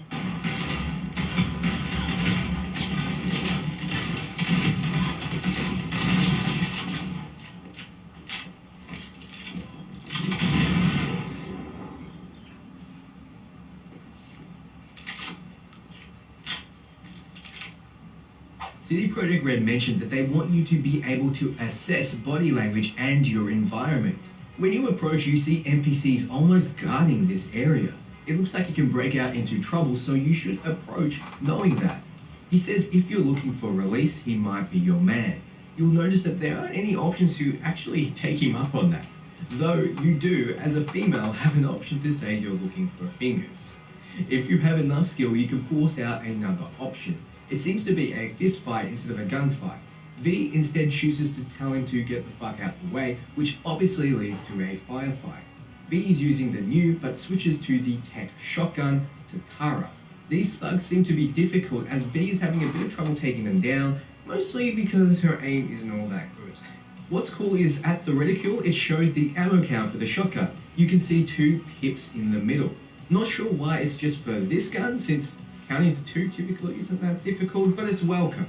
You can also hold down fire for a charged shot, and this is true for all tech weapons. As the fight isn't going all too well, V throws another grenade, this time with a quick press which lobs it out instead of holding and aiming.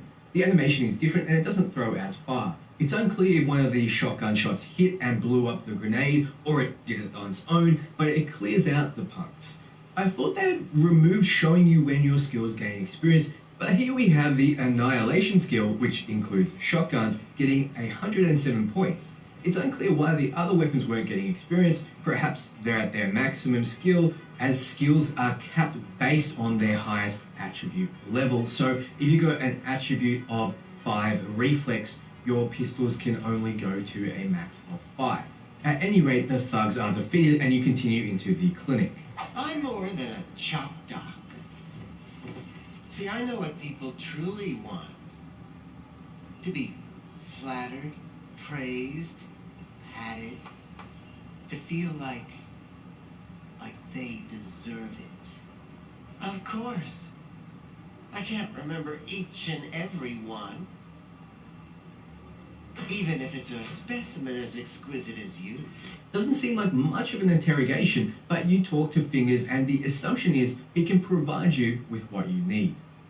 Finally, we have a brain dance section. This is not something I want to analyze as we have no further information.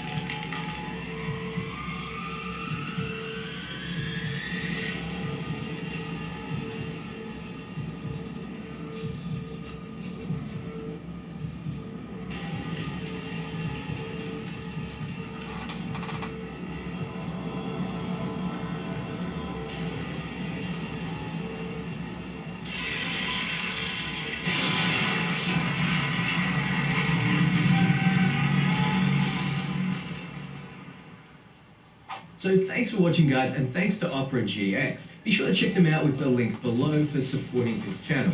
Cyberpunk will be coming to current gen consoles, and if you buy it for those, and if you upgrade to the next gen, you can play it on that as well. Next year, there'll be an update to make it run even better on next gen consoles, even though it's looking pretty great right now. So what did you all think? Every time I see more footage, I get more excited for this game. So if you are as well, be sure to leave a like and be sure to subscribe, as I'll be back tomorrow with more to scratch that Cyberpunk itch. Ciao, friends.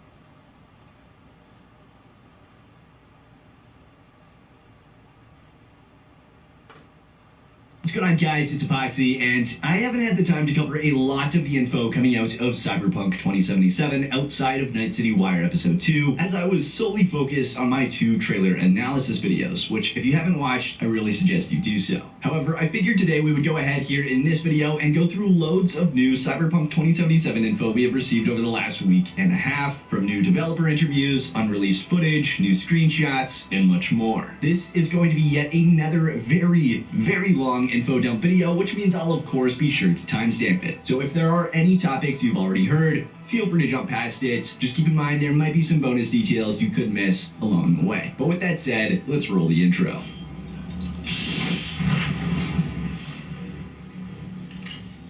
Now, before we dive into the loads of new details for today, I want to take a quick look at some community creations for Cyberpunk 2077. The first of which is this insanely detailed and accurate samurai jacket created by Valentine Costumes that took over 5 months and 400 hours to finish. Not only did we get a ton of new images around 2 weeks ago, but we have since gotten a full 15-minute long video taking a close look at the jacket and all of its insane details. So the image album, video, and Valentine Costumes Instagram will all be linked in the description below, so you can check this out for yourself and get after this video. But I just wanted to highlight this as the amount of talent and dedication it takes to make something like this. It's honestly just insane. We also got some updated photos of the Royce cosplay, which just looks wild. This is all done by the talented Mary Beard and Vulture Productions. This was actually one of the cosplay contest entries for Cyberpunk 2077, which was filled with a ton of talented people. And then we got the Night City map version 0.04.1 by Devianaut with multiple different views. We got the minimal view, the default view plus known locations, and the default view plus mission paths. The amount of dedication that Devianaut has shown by updating this map constantly has been awesome to see, and it looks great. So I'll be sure to keep you all updated if we see any future iterations to it. We also got a bit of a tease for a potential Cyberpunk 2077 Fall Guys collab, so we might just see a Cyberpunk themed outfit in Fall Guys sometime in the near future, which, by the way, that game is a blast. If you have not tried it, I really suggest you do so. I still haven't gotten a dub, but then again, I'm only like level 6 so far, and there are already some people that are complete sweats in that game. But now, on to the real news. Let's begin with 8 new screenshots released for the game following Night City Wire Episode 2, which came our way from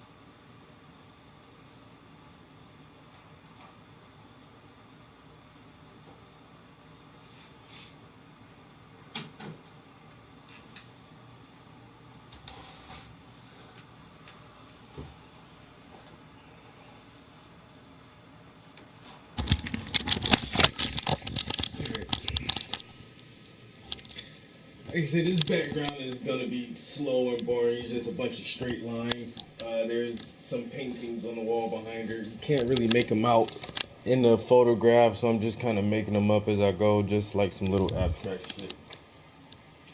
So my main thing is just having the lines straight.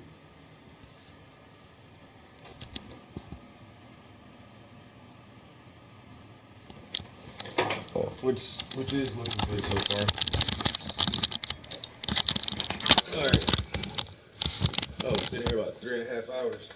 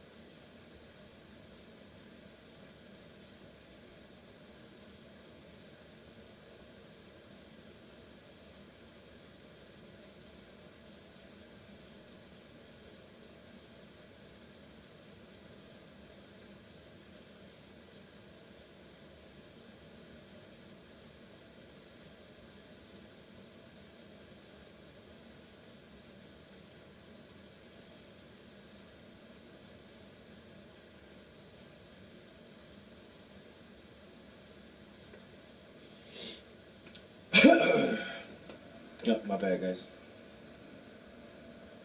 Checking social media.